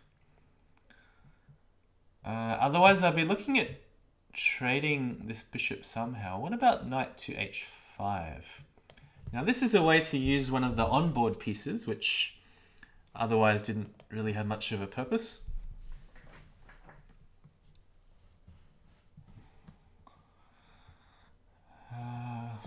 So a lot of these games are still roughly in the balance. I wouldn't say that I'm close to checkmate on any of the boards. Maybe I have some advantage on some boards, but I don't think any are really close to a finish. We're approaching about the 10-minute mark. I think I'm under 10 minutes. So I can have a look at the boards. I don't see the clocks when we go down like this, but I do have an overview of what's going on the other boards. Not that I can really focus too much.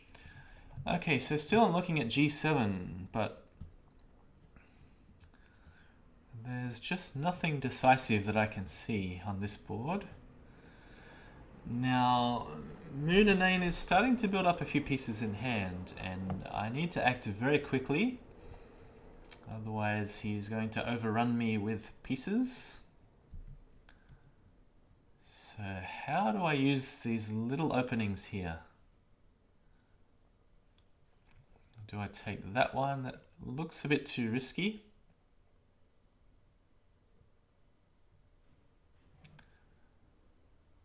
I'm going to start with bishop e2. The main reason is not even to hit the king, it's just to give the king another escape square on f1 in case I need it. Ah, what's going on here? Can he really do that? Okay, so looking at these captures here, are either of them any good? And which one is better?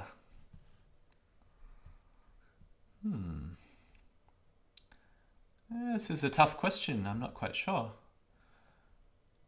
I'm going to go this one. I'll try and lure his king into a mating net somehow, but yeah, again, I still don't quite see it. Alright, this position I'm just going to sack that bishop. It looks like the thing to do. Okay, that was a bit surprising. He's left a bishop hanging here. I think he should have taken back with the bishop. Taken back on f4 with the bishop, I mean. And I was looking into queen sacks on f3, just not that I saw checkmate coming, but it did look very tempting. I mean, I was already a queen up anyway, so there's no real harm in sacking the queen in that sort of position. Alright, so let's finish. Is there a finishing move? And what do I need to finish this game? What do I need to finish? Or should I just go queen takes f3? I'm not sure. I don't see a finish. Knight takes bishop first, then queen f3.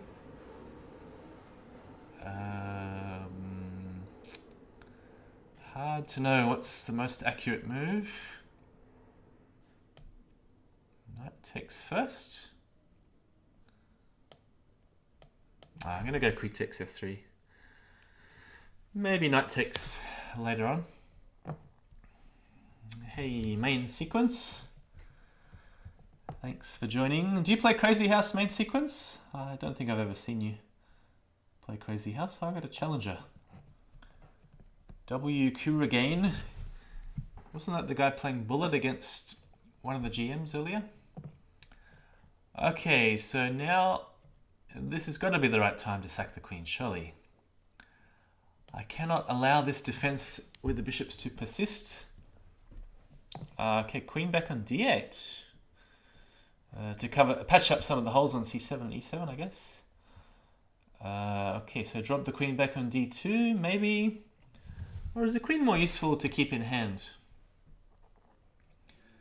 Pawn at d4 is an option. Take.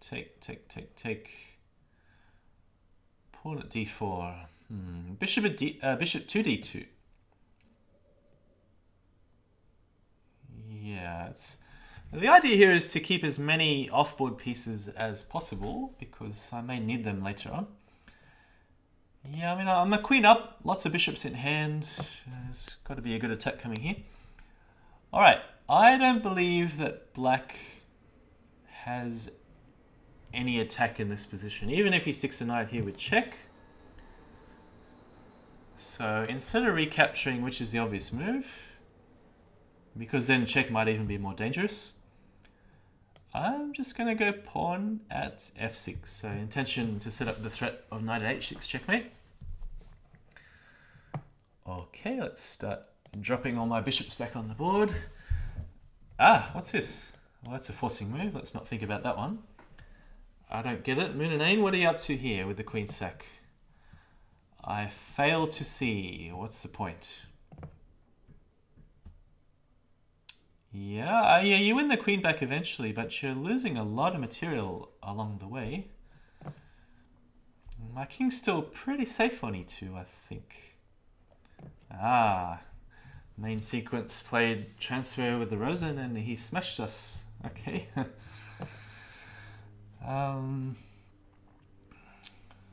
Yeah, I mean, of course, Crazy House and Bug House are like cousins.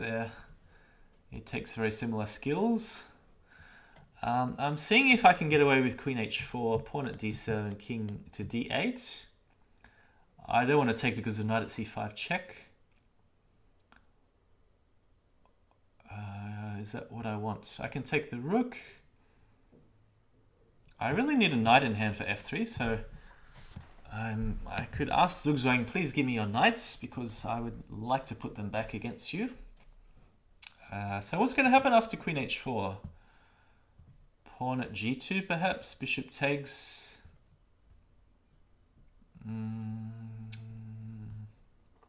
Or is it better to just take the rook first? Ooh, there's a lot of options. Might even do it this way, pawn at g2. Thanks for the follow, Atrophied, Nicholas Tice. Again, my sound is totally stuffed up here. So, do you know the sound you get sometimes on your headphones when it goes ding, ding, ding, ding, ding, ding? It's not one continuous smooth sound. And I don't know if anyone has any tips to fix that, because I have no idea. I'm pretty new to all the streaming stuff. So take there or bishop at d3, they're the options. I like bishop at d3 better. Yeah, that just keeps my king a little bit safer. And the bishop's a useful defensive piece. So idea queen to h4, then threatening mate here. So that way he can't put a pawn back on g2 now that this square is occupied by a stone. He can't use that square for defense. Okay, so the bishop here keeps the square on e2 covered.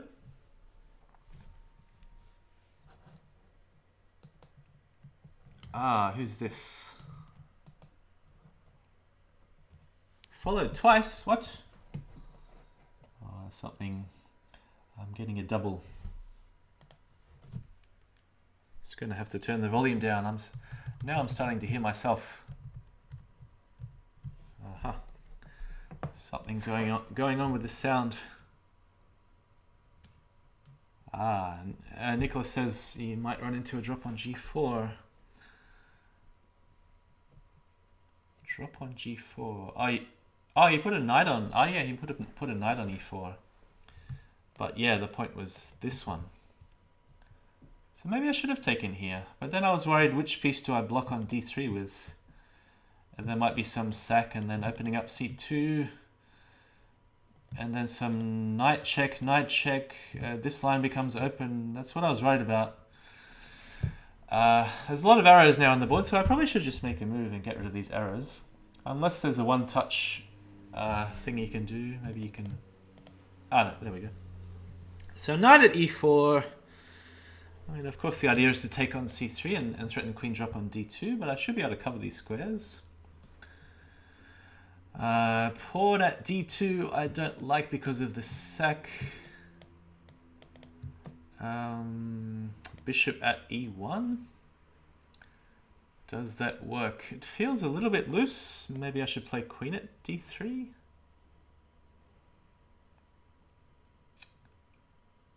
Yeah, what's the most accurate defense here?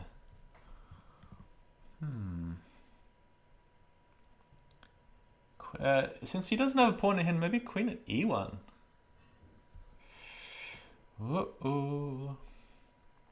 Alright, better make a decision soon. Gonna go with the bishop to bishop at e1. Covering both directions at once.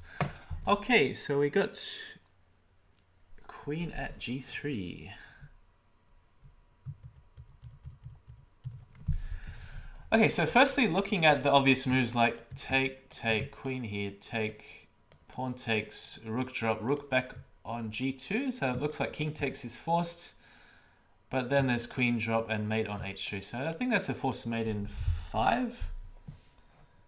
Oh, I'd like to play it out, but it's switching boards. All right, so king f1 was the idea. There's also king f2. Oops, I didn't mean to play that, but... Oh, too late now. Mate in 4, perhaps. Yeah. All right, so rook g8, so covering the square g7. The Finnish is probably doing a few things at once. That's why he's taking his time, I'm guessing. Okay. So you gotta watch out for g2. Although if I can counterattack, I'm not too worried. Maybe knight at d3 to counterattack. Because a lot of these squares are covered by the queen and the bishop. Knight at e4 is an option too. Yeah, I like knight e4 as an attempt to counterattack. Because knight takes g2 is quite slow. That was the idea. Take there. All right. Yeah, good night, Nick Hatcherfield. We'll see you again soon. Thanks for joining. Pawn takes, let's see, I do have these squares quite well covered. Unless there's some counterattack with pawn at e7 check. Yeah, I'm going to go with that one first. And the bishops come off this diagonal. And we have a first checkmate. All right, thanks for the game, Zugzwang70. So we have 2 down. Did someone resign? Or... Oh, hang on. What's this? David never started.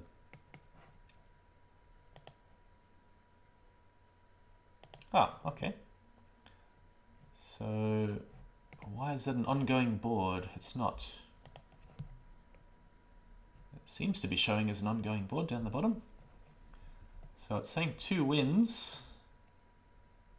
Is it my move anywhere? No. I really need to talk to some streaming experts, because up until now I haven't heard my own voice feedback through the headphones, but now I'm starting to hear it, and it's a little bit disturbing because I don't know how to turn my own volume down. So it's not the speaker volume. I can adjust the speaker volume even down to 0, but that doesn't actually turn off this kind of feedback that's going on in my head at the moment. So I have, no idea what's going on with that. Okay, so let's just jump to another board. Which one's the closest? The Finnisher's gone knight to a6. He's guarding the bishop this way. All right, can we pick off a pawn on c6? take there. I mean, still guarding g2. Not that I feel it's even that important, the square g2 at the moment. There's... What else do we have? I mean, then black starts to get developed, you know, bishop d7. Maybe bishop takes, queen takes. So in that position, I have a bishop, a pawn, a rook in hand. But it's the knight which I'd like for c7 in that case. And so there's still some holes here that I'm looking at. Maybe bishop at d6 to target the knight on c5. That looks quite decent. Yeah, I mean, one of my ideas was to put a pawn back on c7 to distract the queen, but I don't know whether that's working so well at the moment. All right, so what do we got? There's pawn at... Oh, not pawn at g7 now. There's some attack going on here. I mean, I feel like pawn takes bishop should keep me safe. But it's always good to start looking at forcing moves like queen at d8, rook takes, pawn takes, king takes. 3 pawns, rook, knight in hand. Is that enough to mate? Pawn here. King will probably have to take, I guess. Pawn drop here. Knight sack, pawn takes. King takes. What do we got left? 1 pawn, 2 knights, and a rook. And in the worst case, even then I can still play f takes e3 and looks like I'll be safe. So I'm going to go with the forcing line and see how we go. I'm not sure whether it leads to mate. Alright, there's a mate on h6. And I was expecting knight at h3, rook takes, knight takes, king takes. And that's where I didn't see any follow-up for black, but yeah, this is just a mate in one. Alright, so what do we got left? Have we just got TheFinnisher and moonenane? Now what does it mean down here where it says TheFinnisher in 5 minutes? Does that mean that I've got 5 minutes left on the clock? Ah, yeah, I see. So the game will end in 4 minutes unless I do something about it. Alright, but I assume it's going to switch back. Here we go. So knight takes, bishop takes, pawn check. This is what I was looking at before. King takes, pawn e7. And maybe there's a better way to do this. There's also knight at d5 or knight at g8, but the king might be getting out this way in that case, so that's why I want to put a pawn on f6. Yeah, okay, let's do that. Yep, I'm just going to take this one without thinking too much.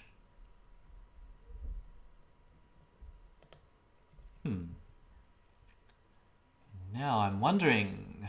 no, I'm going to take it.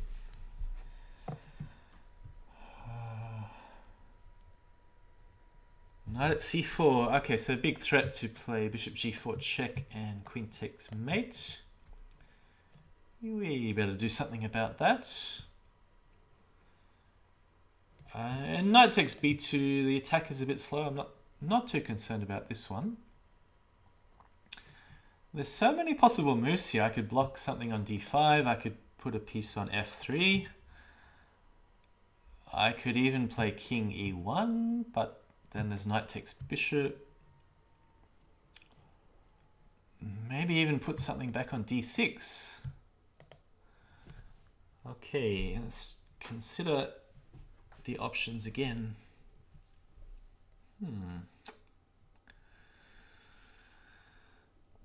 Yeah, it's quite a useful move because it defends the square which I wanted to occupy on the next move with bishop at d6.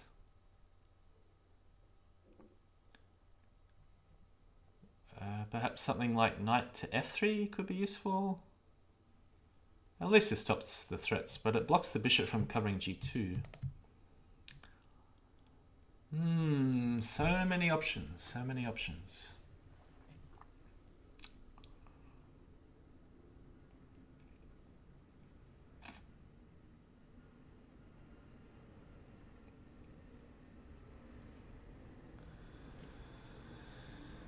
Yeah, I mean even rook at d5. is interesting.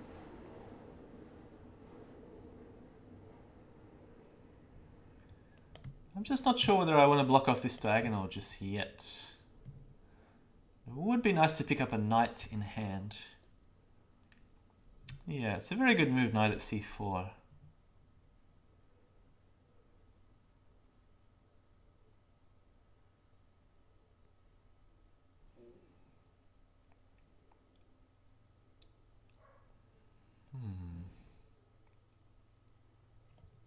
How's the other time going?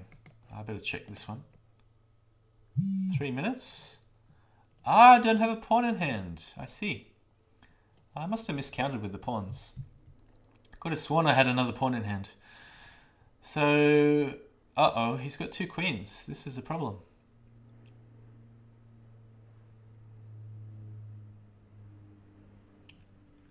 Yeah, okay, well, I'm better stick a rook back on to make him waste some material at least. Yeah, I really don't know what to do in this position.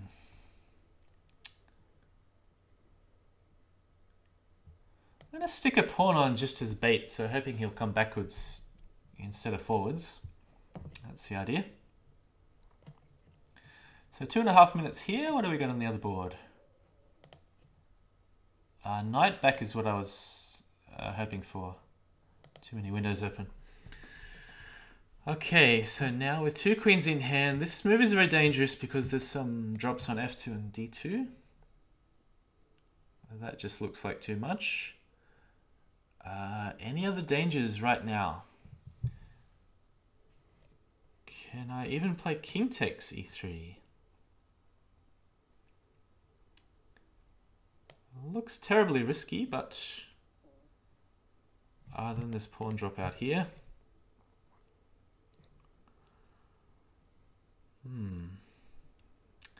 Have another look. Take there, drop on f2. Take there, drop on d2. King f3.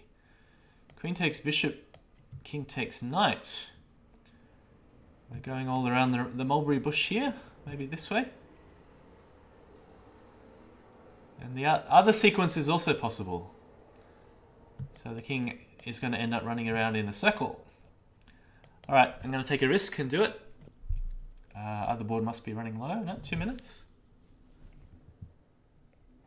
It's not telling me how much time I have. So wouldn't it normally say down here in 4 minutes or in 2 minutes or something? I'm not sure how it works. Okay, now do we put a bishop on? Or knight f3? Pawn f3? Again, so many options. Can't decide. Maybe he'll take with the queen, maybe he'll take with the knight. Such a complicated position. It's really hard to analyze this one. So many interference tactics going on here.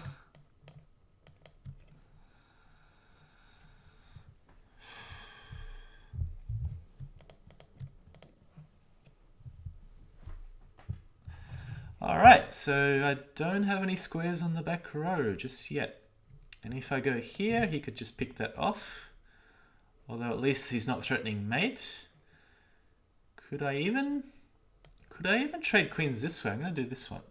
I'm intending to take back with the bishop on a8. Other bishop is illegal at the moment.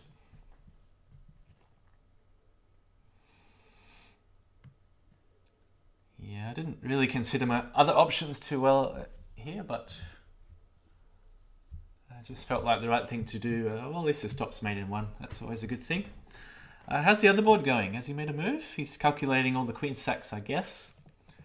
f2, d2. Which one does he want to do first? There may even be some other options.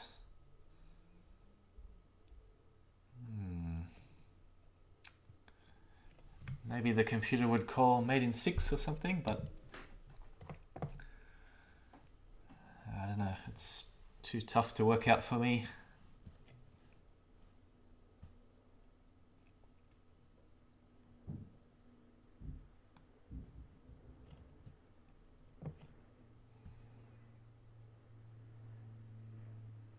Ah, king e7. Didn't even consider this one. So take then, knight takes. He's covering all the squares in this area. But, I mean, still I have to deal with the immediate threat, right? So there's also rook at c7, pawn drops. Is there any advantage of putting the rook on c7 now as opposed to later? I don't really see that there's any advantage, so I'm just going to take this one. Okay, I've got to do it. This is completely forced. Yeah, so the idea was rook at c7. A queen at c7 is also possible. What happens here? And the other move is bishop takes bishop. So many options again. I just find it hard to decide when there's so many tempting looking options. Queen at c7. There's knight back. There's queen drop. Knight back. Queen takes knight. King takes. The square that's hardest to cover in that line is e7. This one here. So I'm going to drop a rook to start with, and then we'll see what happens. Other board, how much time? Uh-oh, I think there's a move I missed here.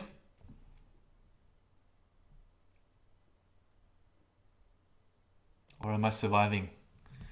It's scary stuff with the king on d3. Scary stuff.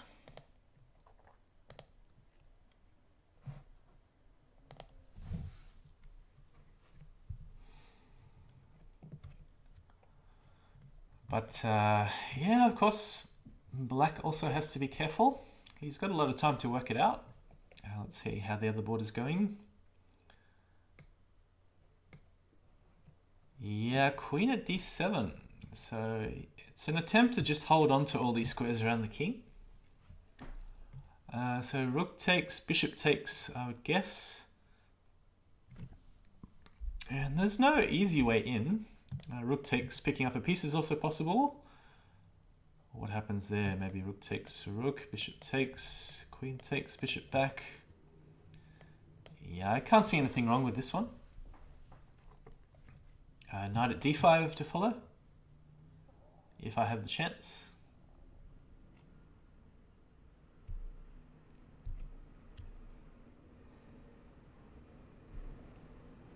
Yeah, so I was perfectly happy to take on 15 at once this time, but didn't want to keep everyone waiting.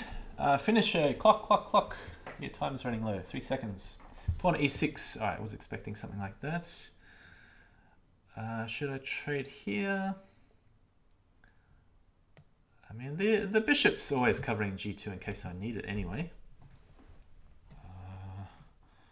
So Mooney, has Mooney moved yet? No, he's still calculating and see if he has a forced mate. I don't see it, but that doesn't mean that it doesn't exist. Sometimes I miss a lot of things. Rook's gone that way, so that rook is a bit out of play. The knight is a bit out of play. Time for something. Time to do something here. But what? Maybe knight at d5. Again, there's just too many good moves. Knight at c6. There's pawn at c6. I'm going to go with knight at... It seems like the most forcing move. Knight at d5 check.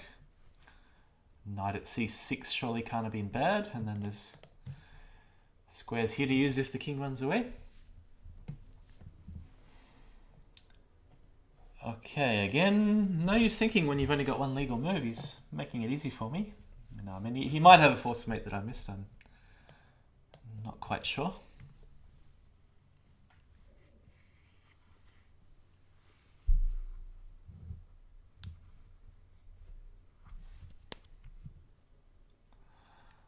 Oh yeah, I didn't see Nicholas was also hosting me too. So thanks for the host if he's still here. Okay. Knight at e4. Any threats? Always got to watch out for threats. He wants to cover this square here, I'm guessing. And I need a knight in hand for c6.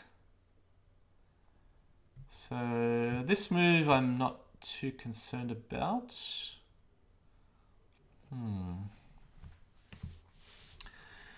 And 2 queens in hand. I mean, normally you can do something with 2 queens in hand. Ask Mooney. Mooney should be able to tell us something about having 2 queens in hand.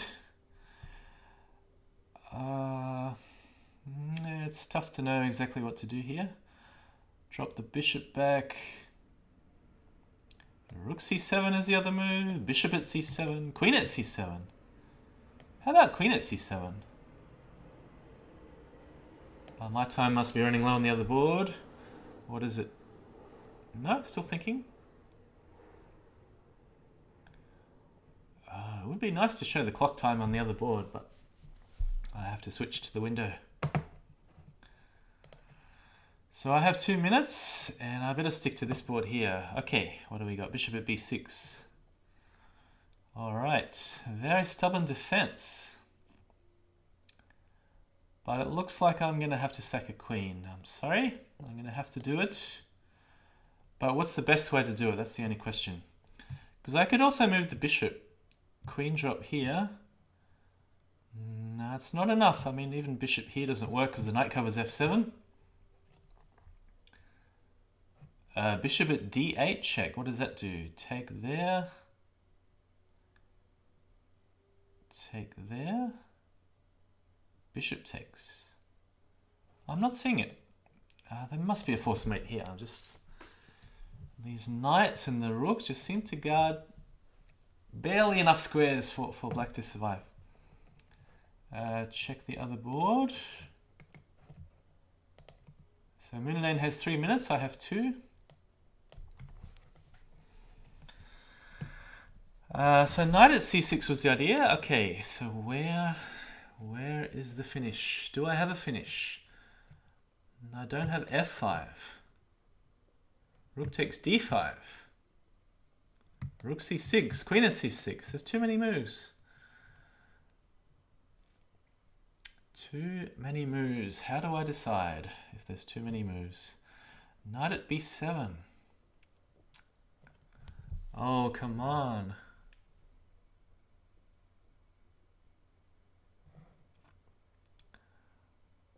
Alright, I'm going to play a crazy move, bishop at f8. I don't know whether this is working, but I'm going to do it anyway. Bishop at d3.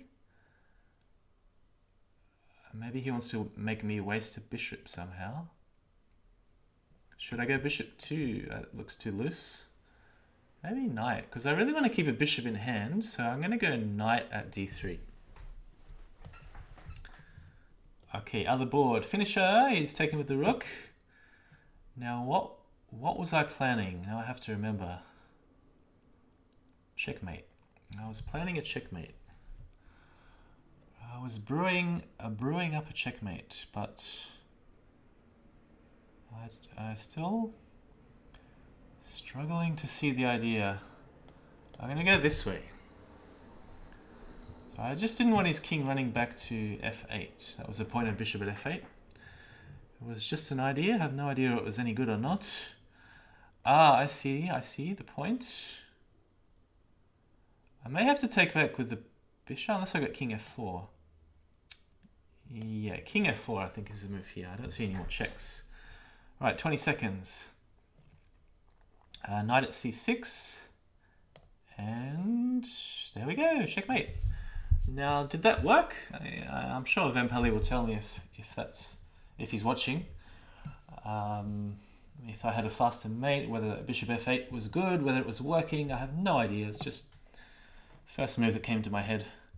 Maybe not the first, but it came to me eventually. So the idea here was to keep taking everything with the king. And I know he's got queen takes, but I got pawn at g3, and that should be enough to survive here. Even if I end up making a touchdown in the corner. So yeah, pawn at g3. Or maybe I should have blocked with the bishop, because pawn at e7 is probably more useful than bishop at e7. when he finally gives me a move. So this is the last board. And if you just joined, then I was only playing with 8 boards at once. I know it says 5-0, but 2 must have dropped out. No, hang on, that was the previous symbol. This was only 6 boards. And I was intending to take on 15 at once, but it just took a long time to get people interested. So I didn't want everyone to drop out, so we just started with 6. But yeah, the more the better. So there's nothing to lose here. It's unrated. You don't even if you're new to Crazyhouse, you don't get a rating because you're playing a Simul. Even if you're worried about your rating beginning at 500 or 200, you don't get a rating. So it's showing 5 wins, 0 losses. It was only 6 games this time, even though I would have been very happy to take on up to 15. And I want to build up to 20, so at some point I want to be able to play 20 games at once with this time control, 20 plus 20. Yeah, I know. Okay, so welcome, guys. Jagul P's asking why I didn't play 6 blindfolded. Actually, the main thing is, well, I wouldn't say the main thing is, but one of the reasons is that the board layout I have set up for blindfold is 3 games at once, because that way the viewers can see all the 3 boards side by side. I've set that up now, and it should work, hopefully. Fingers crossed next time. Hang on, let me just focus here for a second. Can I take that? He's got Queen E4 planned, I guess. Or should I just go King H6? Pawn at G7. King takes H7. Bishop F5. King H8. Oh, he wants to take on F6 maybe?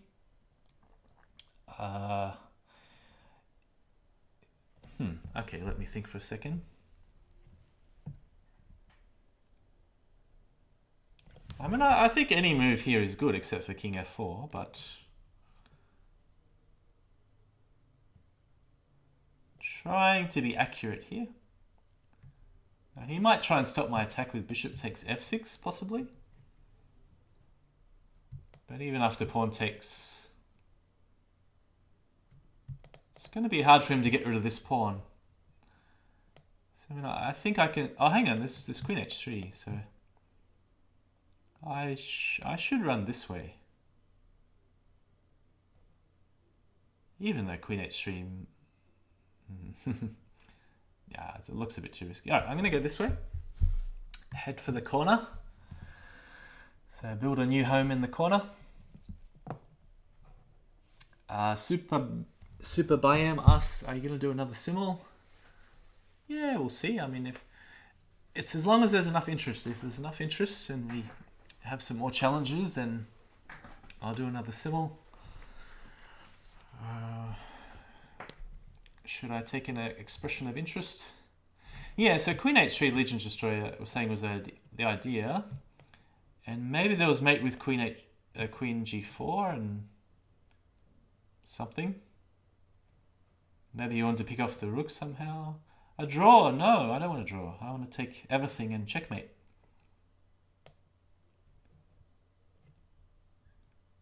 Pawn. King H4, Queen H3, King G5, Pawn H6, King F4, Queen F5. Ah, that's it. Yeah, it's. Sometimes I don't have to see everything in order to become suspicious. I'm gonna take that. Oh, this queen there. Something blocks. Isn't it okay to just take on H7? Oh, he's got this way. King H8. I just want to get to the corner, then I'll be happy. Yeah, I'm going to go to the corner. Yeah, there was a mate. Yeah, and as I said, sometimes I don't have to see a forced mate for me to be a little bit adverse to playing a certain move. So I could drop with a pawn. I also think bishop takes is perfectly acceptable. Yeah, I mean, the king's always going to be safe on the corner. There's no way he can check me there. Pawns don't go backwards. So what? Because welcome to the stream. Don't you have some massive bullet rating on chess.com? Like 2700? Pretty hard to get a 2700 bullet rating on chess.com.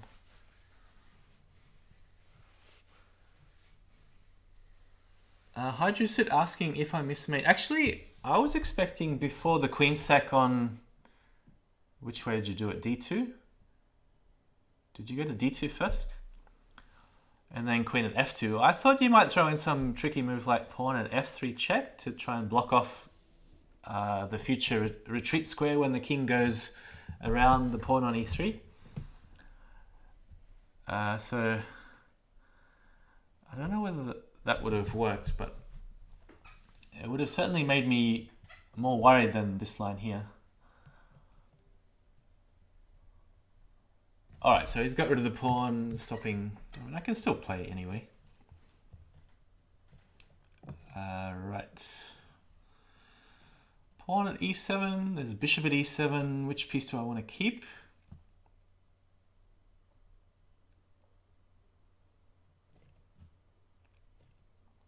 No, I'm the one who has to find a mate. I'm going to start with... Gonna start with a Bishop takes pawn there, knight G8. It does look good doing it this way. Yeah, I haven't calculated all this. It's just a feeling. Or it's more than a feeling.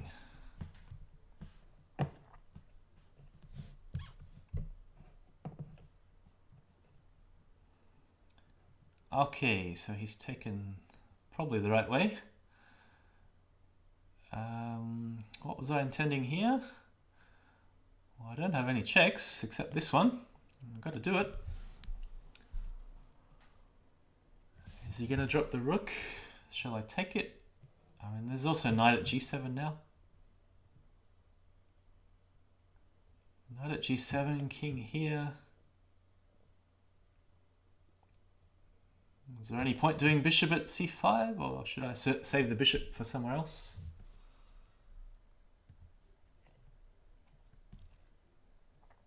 Everyone's saying you're dead, but you're probably seeing something I'm not. I mean, I could sack this, play bishop at E7. Is this a mating net? Ah, well now there's bishop at F8, surely.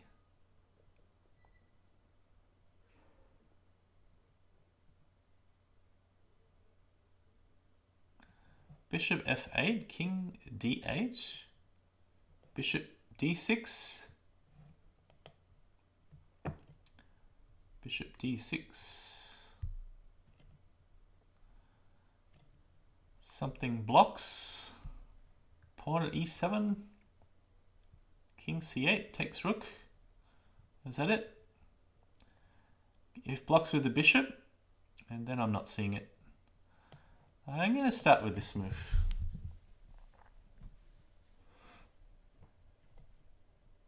Oh, there's a bishop at D8. What am I doing? Okay, I must have a million mates here. Surely that's got to be good enough.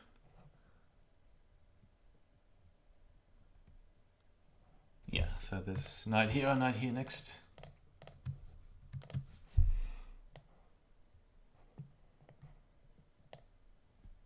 Okay, all done. Yeah, it was a bit slow. It did feel a bit slow. I could certainly go a lot faster there. So, yeah, very good game, Hydrosuit. I thought you might have had me with some tricky pawn check before the queen sacks, but I guess you could always look it up later.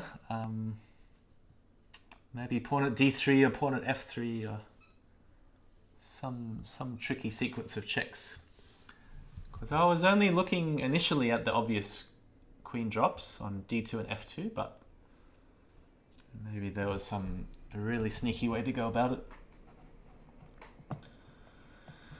Okay, who's up for another one? GG's guys, thanks for playing, thanks for joining. How long have we been going? Maybe a couple of hours. So the Europeans are starting to wake up at 11 AM, is that right? Good to see some of the regulars in the chat from Discord and, well, from everywhere. Big Crazyhouse fans. Some of the Crazyhouse community we have here.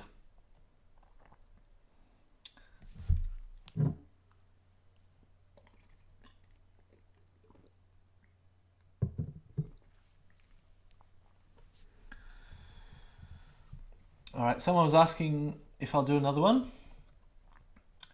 So it's good to have some idea how many takers I'm likely to expect, because then I can choose the time control based on that. But I guess you never know till you give it a go. Let's do another one, unless someone's got a better idea. I mean, I could try blind. Does anyone want me to try blind? I could do 3 at once. But then I don't want to take on, 2,500 guys. Maybe, well, it's going to be tough. Even one board blind, I find it hard to play anyone above about 22 or 2,300. So, taking requests. If you have any interest in either playing or watching me do a blind simul, taking on 3 guys at once. If no requests, then I'll just open up a new simul.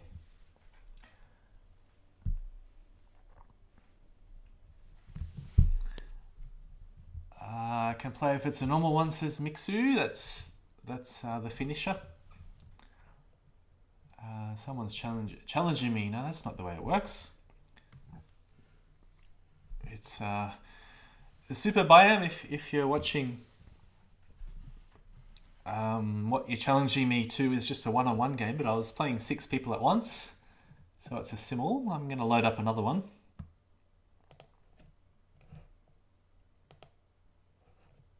Okay, says we don't want to be a humiliated blind. Yeah, no, it's.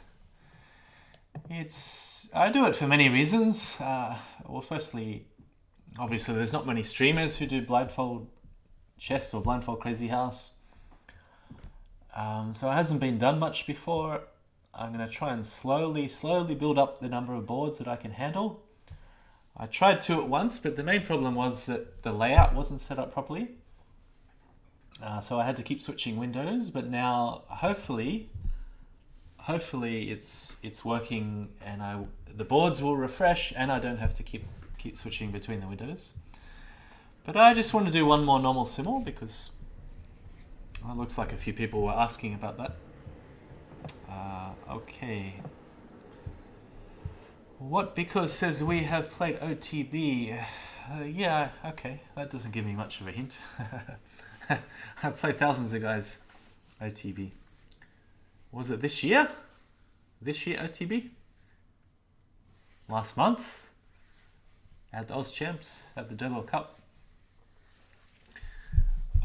All the years seem to run to one if we go back too far. Right, so let's load up another one.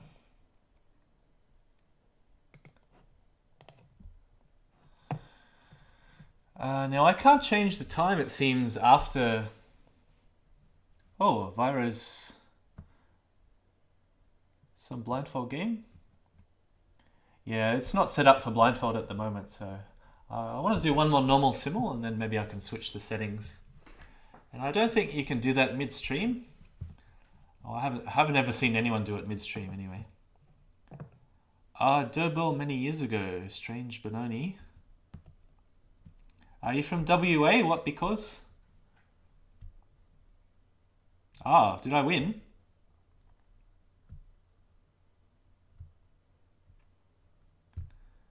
Many years ago, yeah. Many years ago doesn't help me.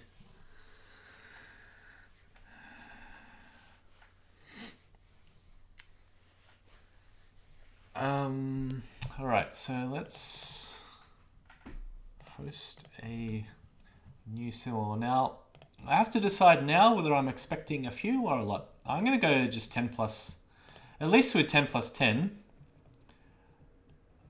If there's not much interest, that way I can just start when there's 6 or 8 players and it won't be too long. So the idea is not to make it painful for the viewers to watch.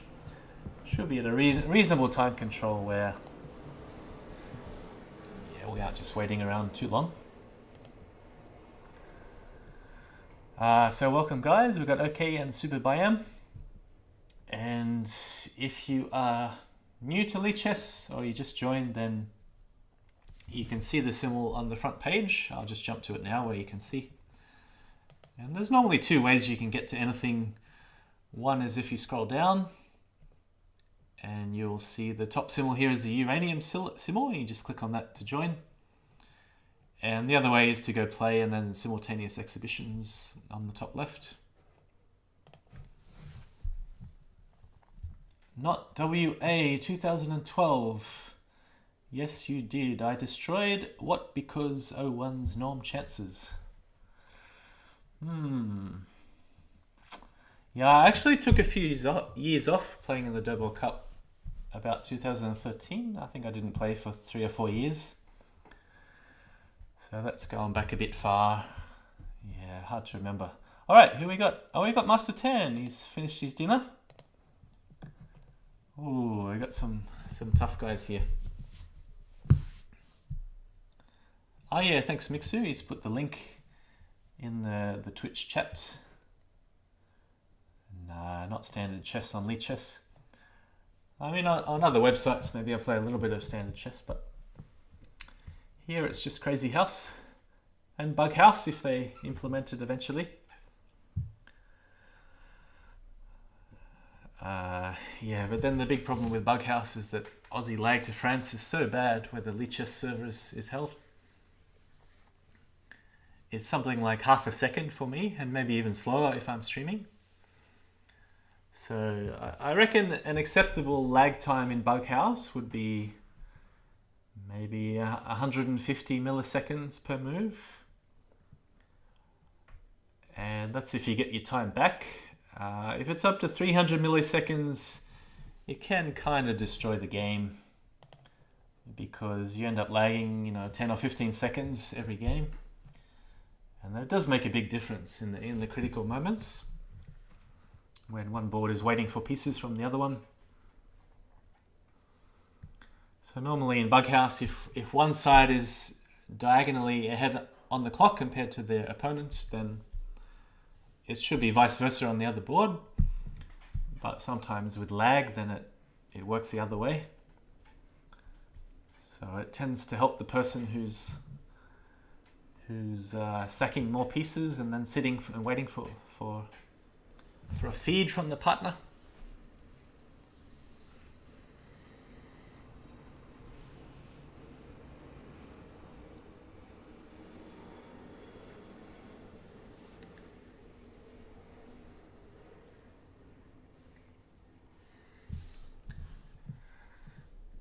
Yeah, I actually wish more people would play on the Bughouse test side because it matches the Lichess interface and the lag is really good. I don't know where the site is hosted, but the lag is something crazy, like 160 milliseconds from Sydney. So, which may sound like a lot if you're living in the US or Canada, but 160 from Australia is really good lag. So Viro90, it's Oppa. He wants to set up a blind match maybe later. So do one more simul.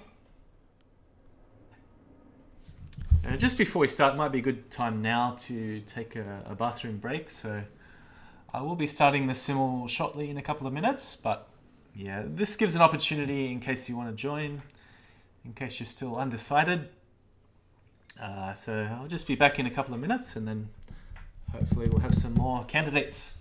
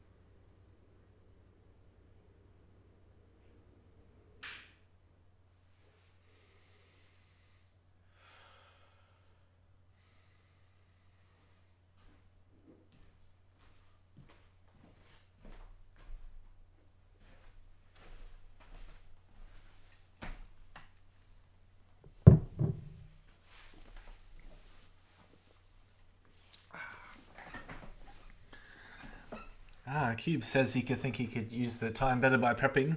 Has he got a match coming up? You got a match coming up, Cubes? And who is that against? Oh, we got a new challenger, Dasher M. So I've got to remember this is only 10 plus 10, not 20 plus 20. So the previous symbol, the time was doubled. And this is going to be a lot faster, so I might just leave it 1 more minute and then we can start. And there's just one thing I wanted to do, rearranging the windows.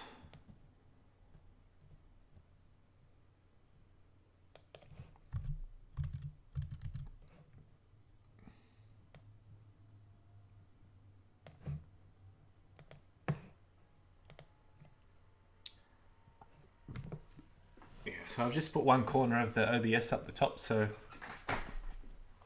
this way I can see if anyone follows, I can see it straight away in the corner without having to switch windows. So Cubes is playing against High Contrast in 4 hours. And that's about, what, 11 PM Sydney time, which is something like 10 PM Japanese time, is that right?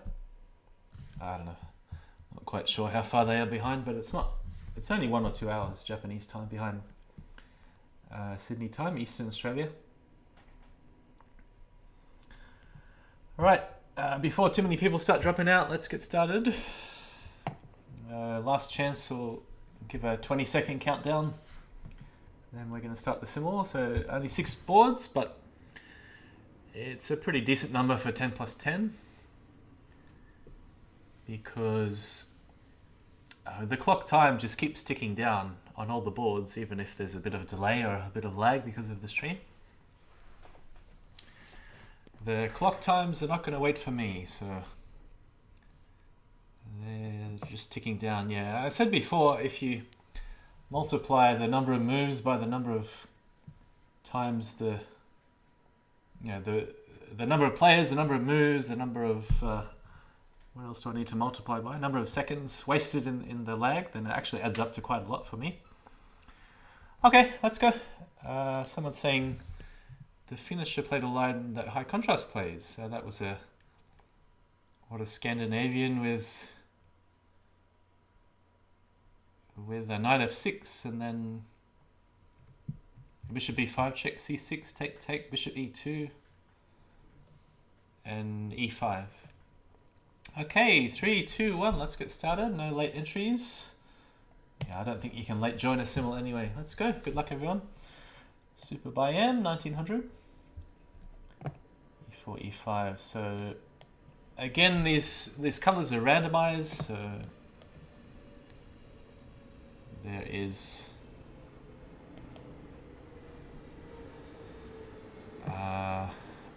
black against mastertan. Okay, e4. Gotta think what I want to do here. Alright, we'll go aggressive with d5. e4, e5. Trying to play different openings on every board. I'm gonna go bishop g5 and see what he does here. Okay, knight c3, d5. Knight f6, e3.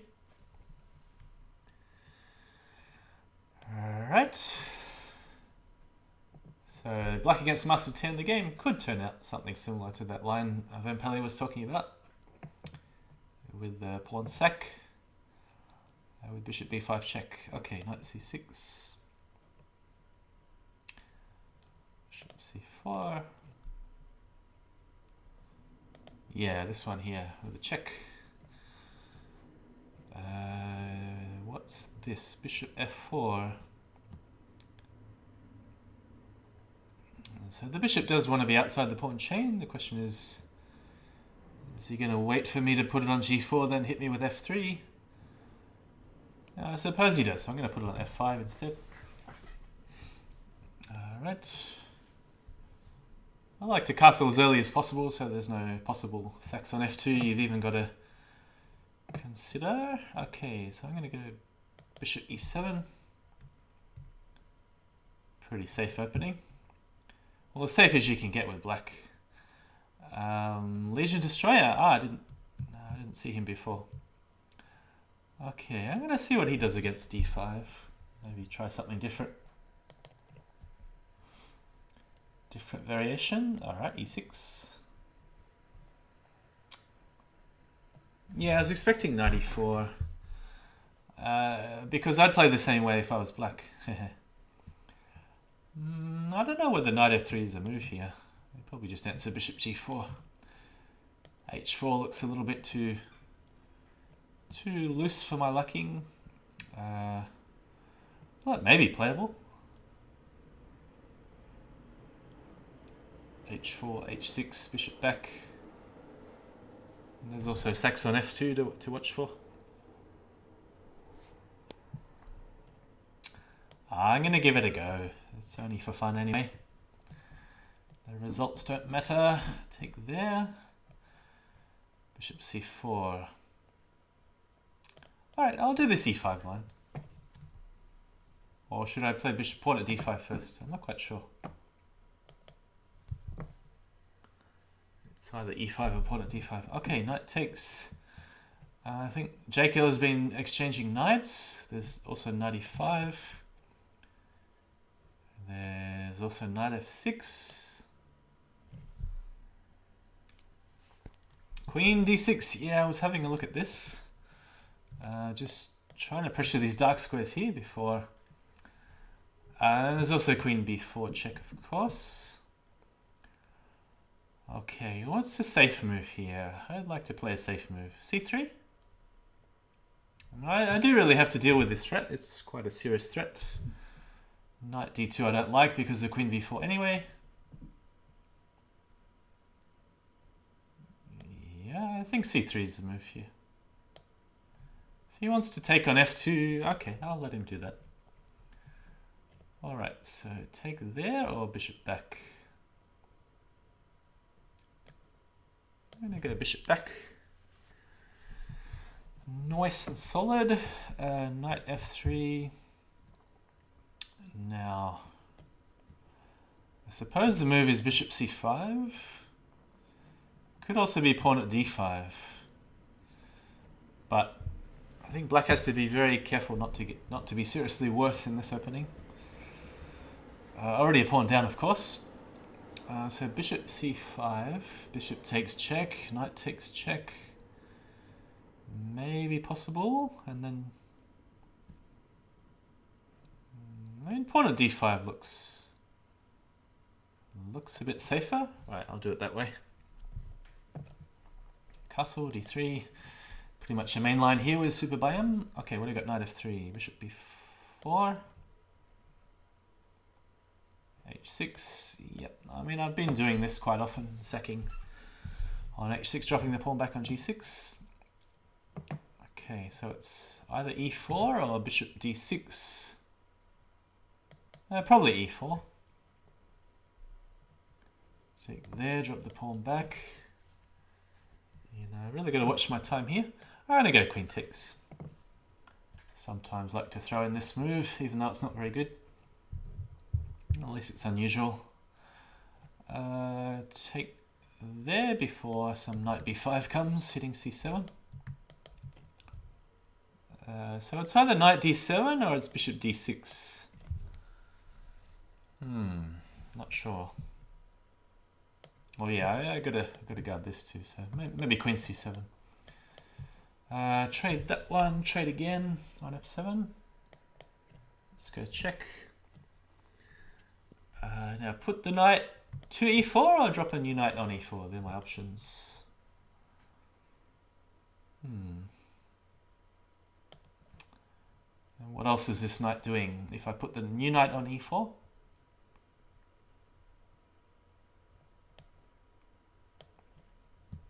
Don't know.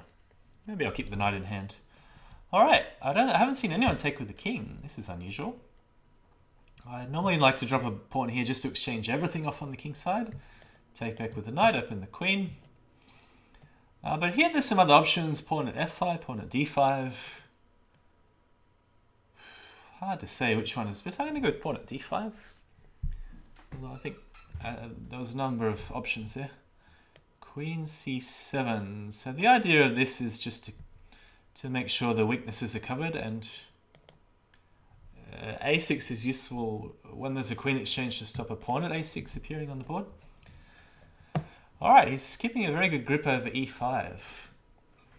So should I take en passant? Should I play c5? I don't want to play knight d7 because then he's going to exchange here and then drop a pawn at e5. I could maybe ignore that and just play around it. Maybe bishop a6. But I only get one chance for en passant. And if I don't take that chance, then it doesn't come back. But knight takes is what I don't like. Knight takes d3. Pawn at c4. Pawn at e5. Take. Yeah, I'm going to go bishop a6 just before he castles. f6. Oh, wasn't expecting this one. Wow, f6. Well, yeah, what choice? e5, I guess, is the idea. e5. Okay, so I could be very solid and sack a piece. I could even castle. I don't like that too much. Could I go knight e4 in this position?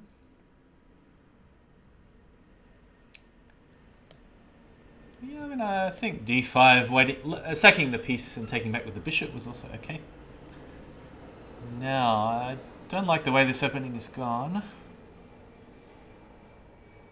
f3 is just too loosening. Maybe bishop h2. Trading pawns is not really what I want to do. So bishop h2. Alright, got to start moving faster. We're still in the opening phase in some of these games. Knight c3. Alright, no pieces in hand. That is a concern.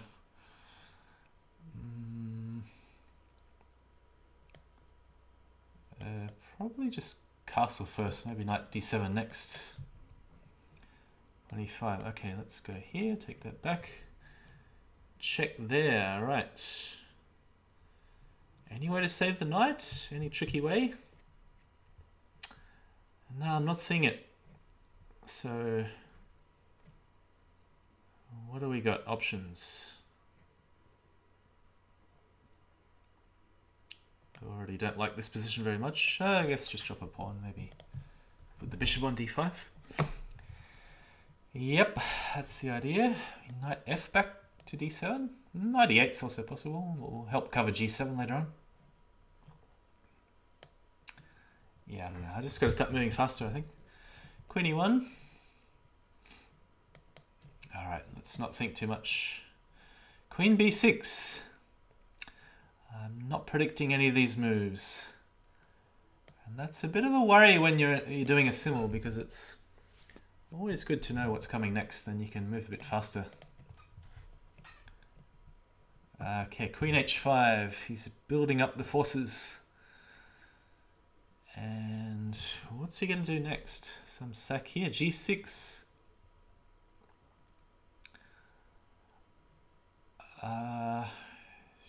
Yeah, I think I have to counter sack now.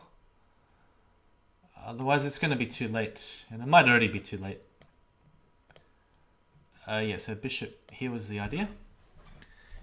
And I think with the time situation, I don't really have any time to come up with new ideas. I just have to already go with what I've pre-planned.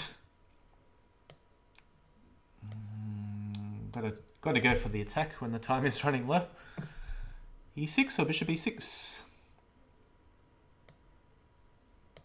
Probably e6. Yep, there's no stopping this one. No tricks with something at f3. Any counterattacks on the queen, they're not going to work. And he's just going to sack here. Well, I have to take it. I mean, what choice do I have? Whether I'm getting mated or not, I just have to do it. D6. Time is running very low on this board too. Haven't seen that position in a while. So what do we got? D6. Something here. I really don't like this opening at all. Something has gone tragically wrong with this opening.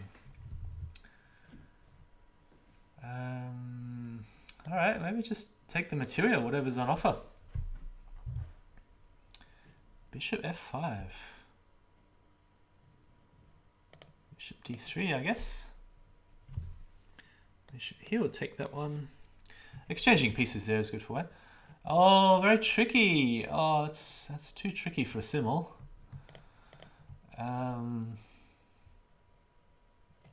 Yeah, I think I have no answer to that one. Well, I mean, Queen F6, I guess, is forced. Switching boards everywhere here. Queen B4, swap queens. I wish I could pre-move. Bishop, which way? This way first? Knight F2, wow, he's going for me. King, yeah, there's going to be some queen takes B2 eventually.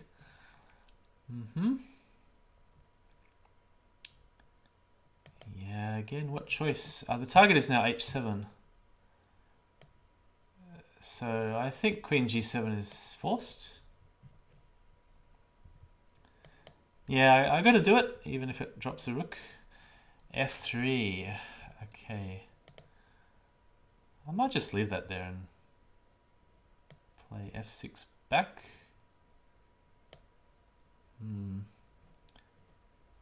Yeah. I'm dropping some material here, but at least I have some chances of an attack. Knight E2 seems like the most solid move to keep the queen at bay for the moment.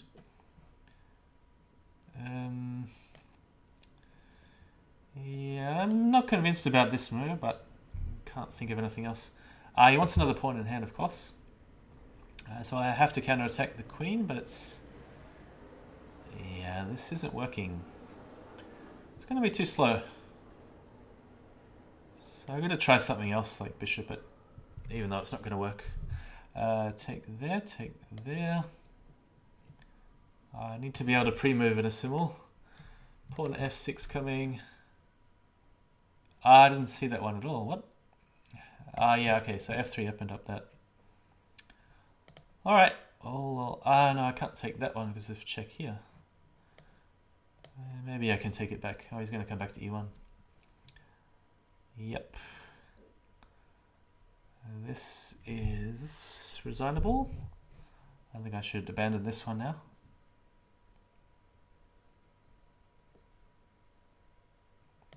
Oh, I'll let him mate me.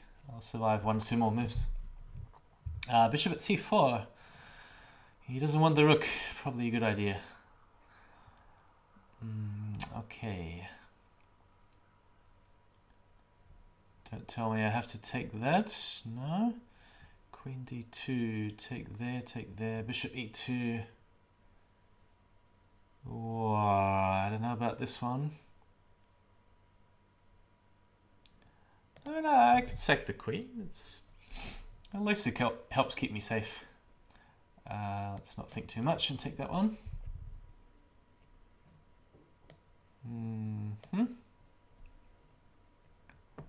Yep.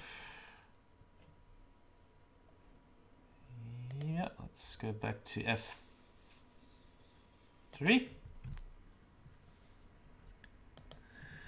Alright, where's the mate? Queen E1, yeah, alright, coming C3. Come on.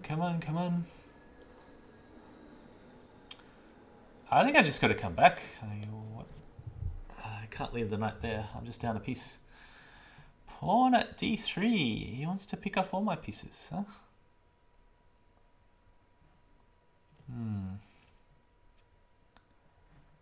Yeah. Knight at A4 just looks so loose. So does Bishop C1.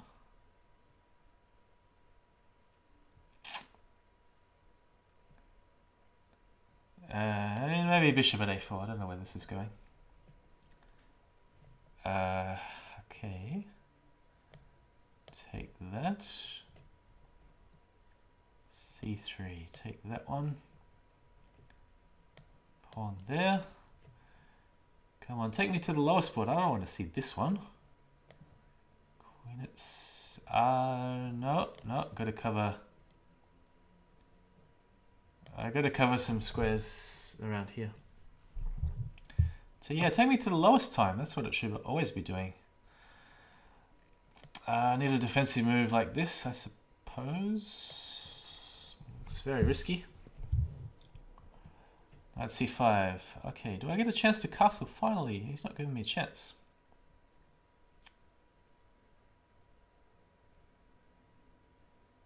Too many squares to cover. d7. Okay, I want to take something.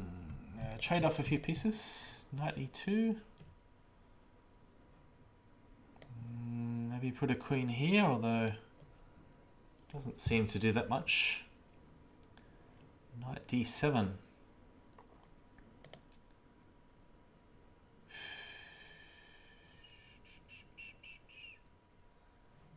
Yeah, I'm not seeing anything in this game.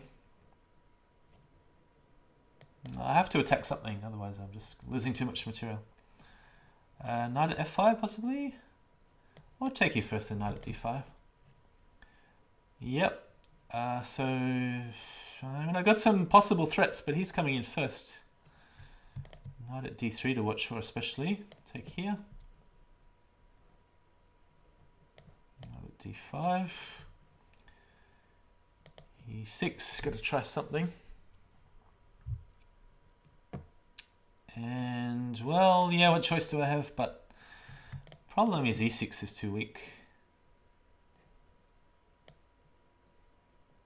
So I might even have to play a move like rook d8 here. Give up everything. Is it not my move on any of the boards? Yeah, c5, e6 too weak.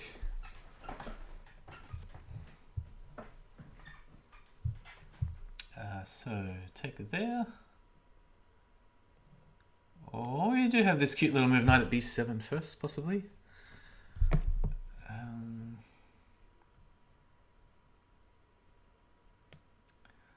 So this is the one I want to hit.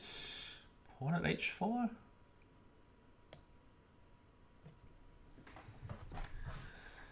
King d8, knight at f7. I'm sure he's going to find some safety eventually.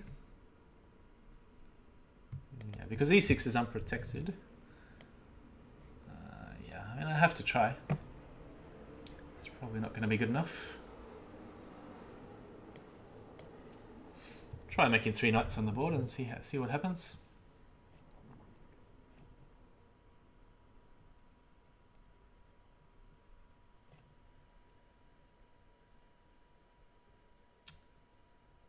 It's pretty impressive if he's calculated all this, because it seems like he's going to be safe, safe on t7. Yeah, well, running out of pieces. Okay, I probably just have to throw this board, make a queen. I think I'm going to get mated there very soon. d6, open up the bishop. Queen there. Okay, hurry. Knight takes check, bishop e7. Bishop e2, right. Queen back to g6. Keep an eye on e4. Bishop e7 was the plan. There's also knight takes pawn check. Just noticed that one. Yes, a double check. Is it a mate? Oh yeah, f2. Yeah, okay, so it's mate in 2. I'll let him finish me off. What do we got here? Knight at f5.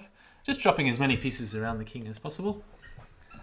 So well done to TheFinnisher and mastertan. Those games are finished. Bishop at a6, maybe. Just trying to cut off the retreat square. Not sure whether these are the most accurate ways to play. some of the remaining boards. So take there to avoid losing too much material. The 2 pieces for a queen is quite decent, especially with a safe king. And I would say a general rule, if I have 2 pieces for a queen, I'm pretty much always happy as long as the king is safe. I'm just going to cover up everything here. And intending to castle. Alright, so now it's a question, do I want to drop on e7 or d7? But d7, oh hang on, there's a good follow-up with knight takes rook. Yeah, this is best. Castle, I was not expecting. I have a draw in Crazyhouse, knight e2, knight g3. I don't want to draw though, because I'm 2 games down.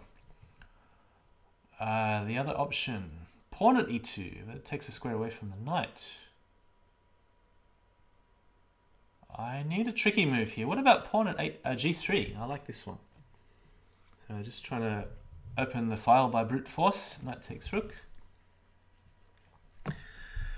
Queen h3. Seems most of these squares are covered now. I've got a bit of safety. But time is the issue. 9 seconds. Okay, I've just got to make some moves and get back to that board where I've only got 9 seconds. So, Jagul. Where's that board? Okay, I'm dropping all the pieces here, but I've got to keep an eye on that board. Because it may not necessarily jump. Sometimes it doesn't jump to the board which you need, like it's doing right now. Come on, where's the Jagul board? Is it still his turn? Ah, okay, so now I'm going to drop a check. I just got to go faster, that's it. Ah! Yeah, this is not really helping at all, is it?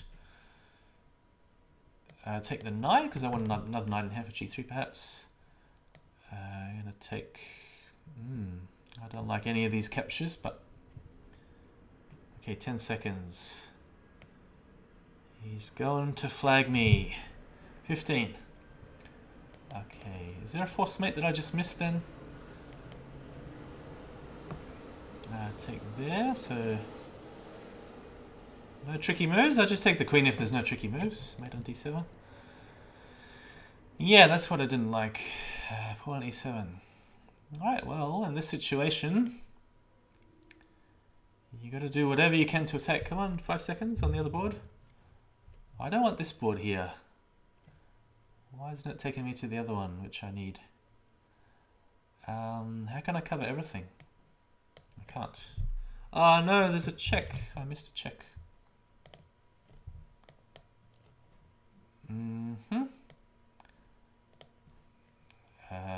Alright, just open up some more avenues of attack. Where's that Legion board? Oh, I didn't play the check. What? Why not? Now I can drop a knight here, cover this, attack that. Where's the Jagul board? Is it still going? He's still thinking. I want to switch to it. 15 seconds. We haven't made many moves on this board. Alright, well, swapping queens. That's always a bit... Ah, come on. I want to go to the other board. 30 seconds on this board. But I'll play bishop f3, threaten mate. Here, the idea was to just keep dropping pieces until mate. Should be an easy finish. But I may be wrong. Where's that Jagul board? Still thinking. Yeah, what are you doing? What are you doing to me? Don't do moves like this, I have to think. Bishop there, okay. We got pawn at e2 perhaps? Yeah, what?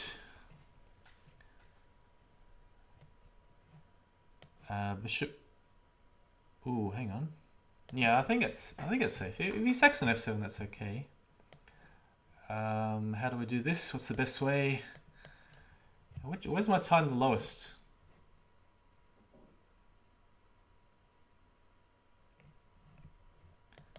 This one. So So it should be made in... No, no, no, don't switch now. Take that. Pawn at e2. Knight c7 was the plan. But knight c6 check to follow. Take that. And rook...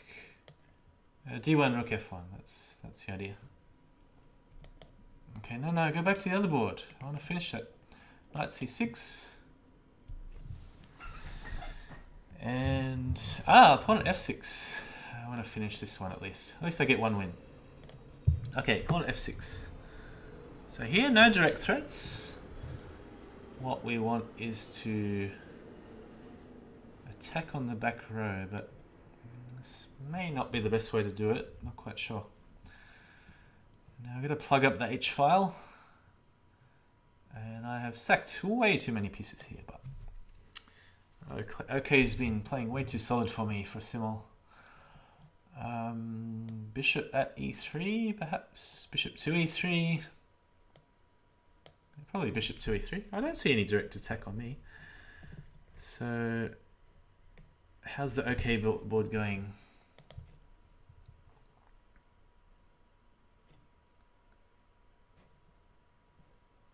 Take that one. Just intending to sack the queen next turn. So, see, the thing is, with some d4 openings, he can afford to do it the slow way. And because I just don't have any attacker, I think I have to try this, even if it doesn't work. What do we got here? Is 2 rooks enough to mate? Oh, it's got to be. Gotta be enough to finish. Alright, he doesn't believe me. He's probably right, but we'll find out soon. Let's start with a bishop, put a rook, and then a knight in that order. Yeah, I'm not sure what my next move is going to be here. It's probably just not enough. Now, does he have a mate in one threat? Knight at g6. Looks like there's just too many knights dominating. Bishop takes, knight takes. Yeah, it's too much. So playing a move like pawn e2 isn't going to work. I mean, I'll try this, but it's... Okay, where's the other board? Legion, did you move?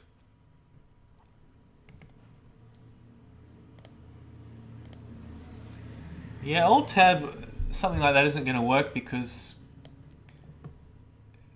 if I open up 2 tabs at once, then the second tab also goes back to the first opponent sometimes. So yeah, it isn't going to work having the boards open in different tabs. Knight there, check. Yeah, it should lead to mate. So, has my time expired yet? I might as well just take that. Oops, did I stuff up? I thought I had another knight in hand somehow. Oh dear. Well, we can always defend, I suppose. No harm in defending. What? Has he got mate somehow that I missed? Yeah, I got h8 covered. Oh, rook at g8 maybe. Some bishop drop, some queen drop. What's the safest move? Yeah, I don't mind giving the queen here. I got plenty of defense around the king. He can't promote. I'm covered on all angles. I think even infinite pieces wouldn't make me in this position. Knight at f4. Okay, we're going to watch this square. I really wish I had a bishop in hand, but I've just given them all away. Maybe dropping a knight. Yeah, something bad is going to happen soon on this board. Maybe even something at h6. Pawn at h6.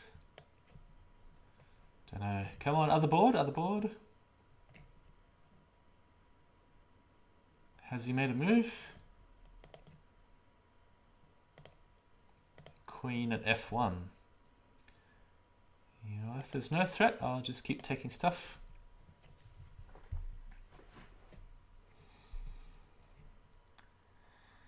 Having 4 tabs open. Oh, disable auto switch. I missed that part of the comment from Kyle Legion.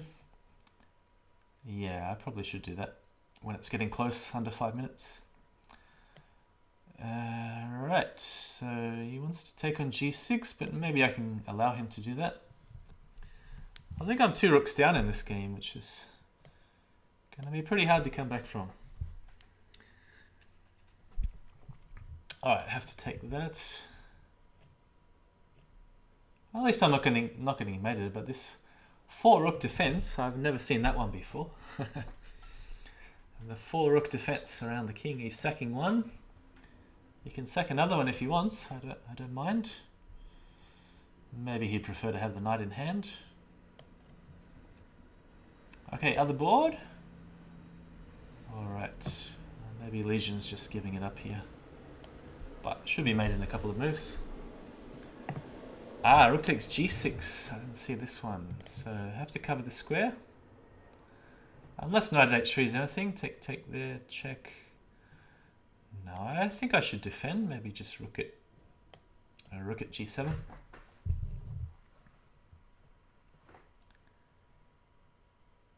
Legion, did you have some queen takes f7 check? King d8. And maybe there was no follow-up, but it looked dangerous at first.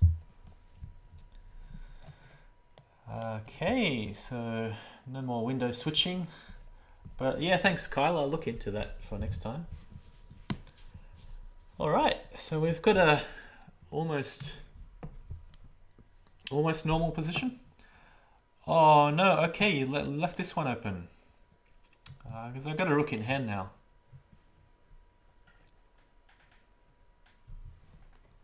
Yeah, so it's a mate in 2. Even though it looks like the 2 rooks are covering, it doesn't work to defend this way. Alright, thanks for the games everyone. I think OK should have kept all the rooks on the board and maybe tried to find another way to pick off some pawns like queen takes c6. I think I had much less chance to counterattack if he kept all the rooks on the board. Yeah, by sacking the rooks, it just gave me more chances. Whew. Okay, I'll take a little pause for a second.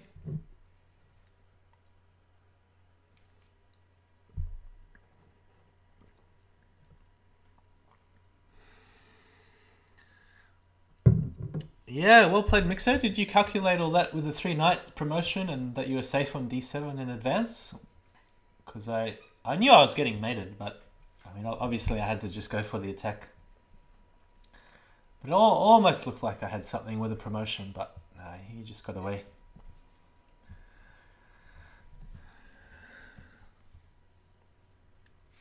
So yeah, what Kyle was saying before, if I have some tabs open, then I have to disable the auto switch.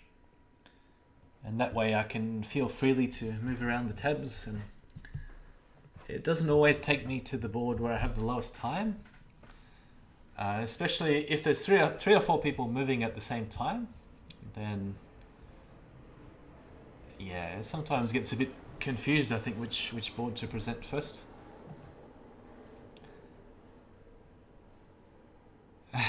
Someone's asking in the chat, Roto Duta says, make an ultra crazy house just for fun. What a simul ultra crazy house. Can you even do that? Is there an option?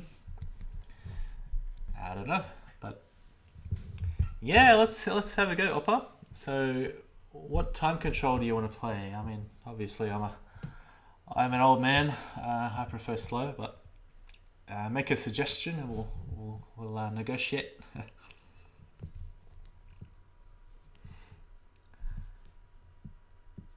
Just a lucky series of moves, but it seemed to all work out for you, Mixu. So this queen takes b2, but also whatever the move you did after that was really powerful as well. I can't quite remember at the moment. Maybe it was bishop at c4. I didn't really have a good response to bishop at c4. trying to take advantage of the loose light squares after the queen sack, but just didn't quite have enough. It was a fun game. And mastertan just crushed me after I castled. You went queen h5 and started sacking everything on f6. Yeah, 5+3 opera, I'm happy with that. So now for me to stream a blindfold match, I have to change the settings, because otherwise all the viewers see is a blank board. So it may take me 1 or 2 minutes to change the settings, and I'm going to come back, and what you're going to see is an empty board in the bottom left hand corner, and a bigger board with all the pieces, which is invisible for me, in the center. So I'll just have to pause the stream. Feel free to join in again in a couple of minutes when I come back. See you soon.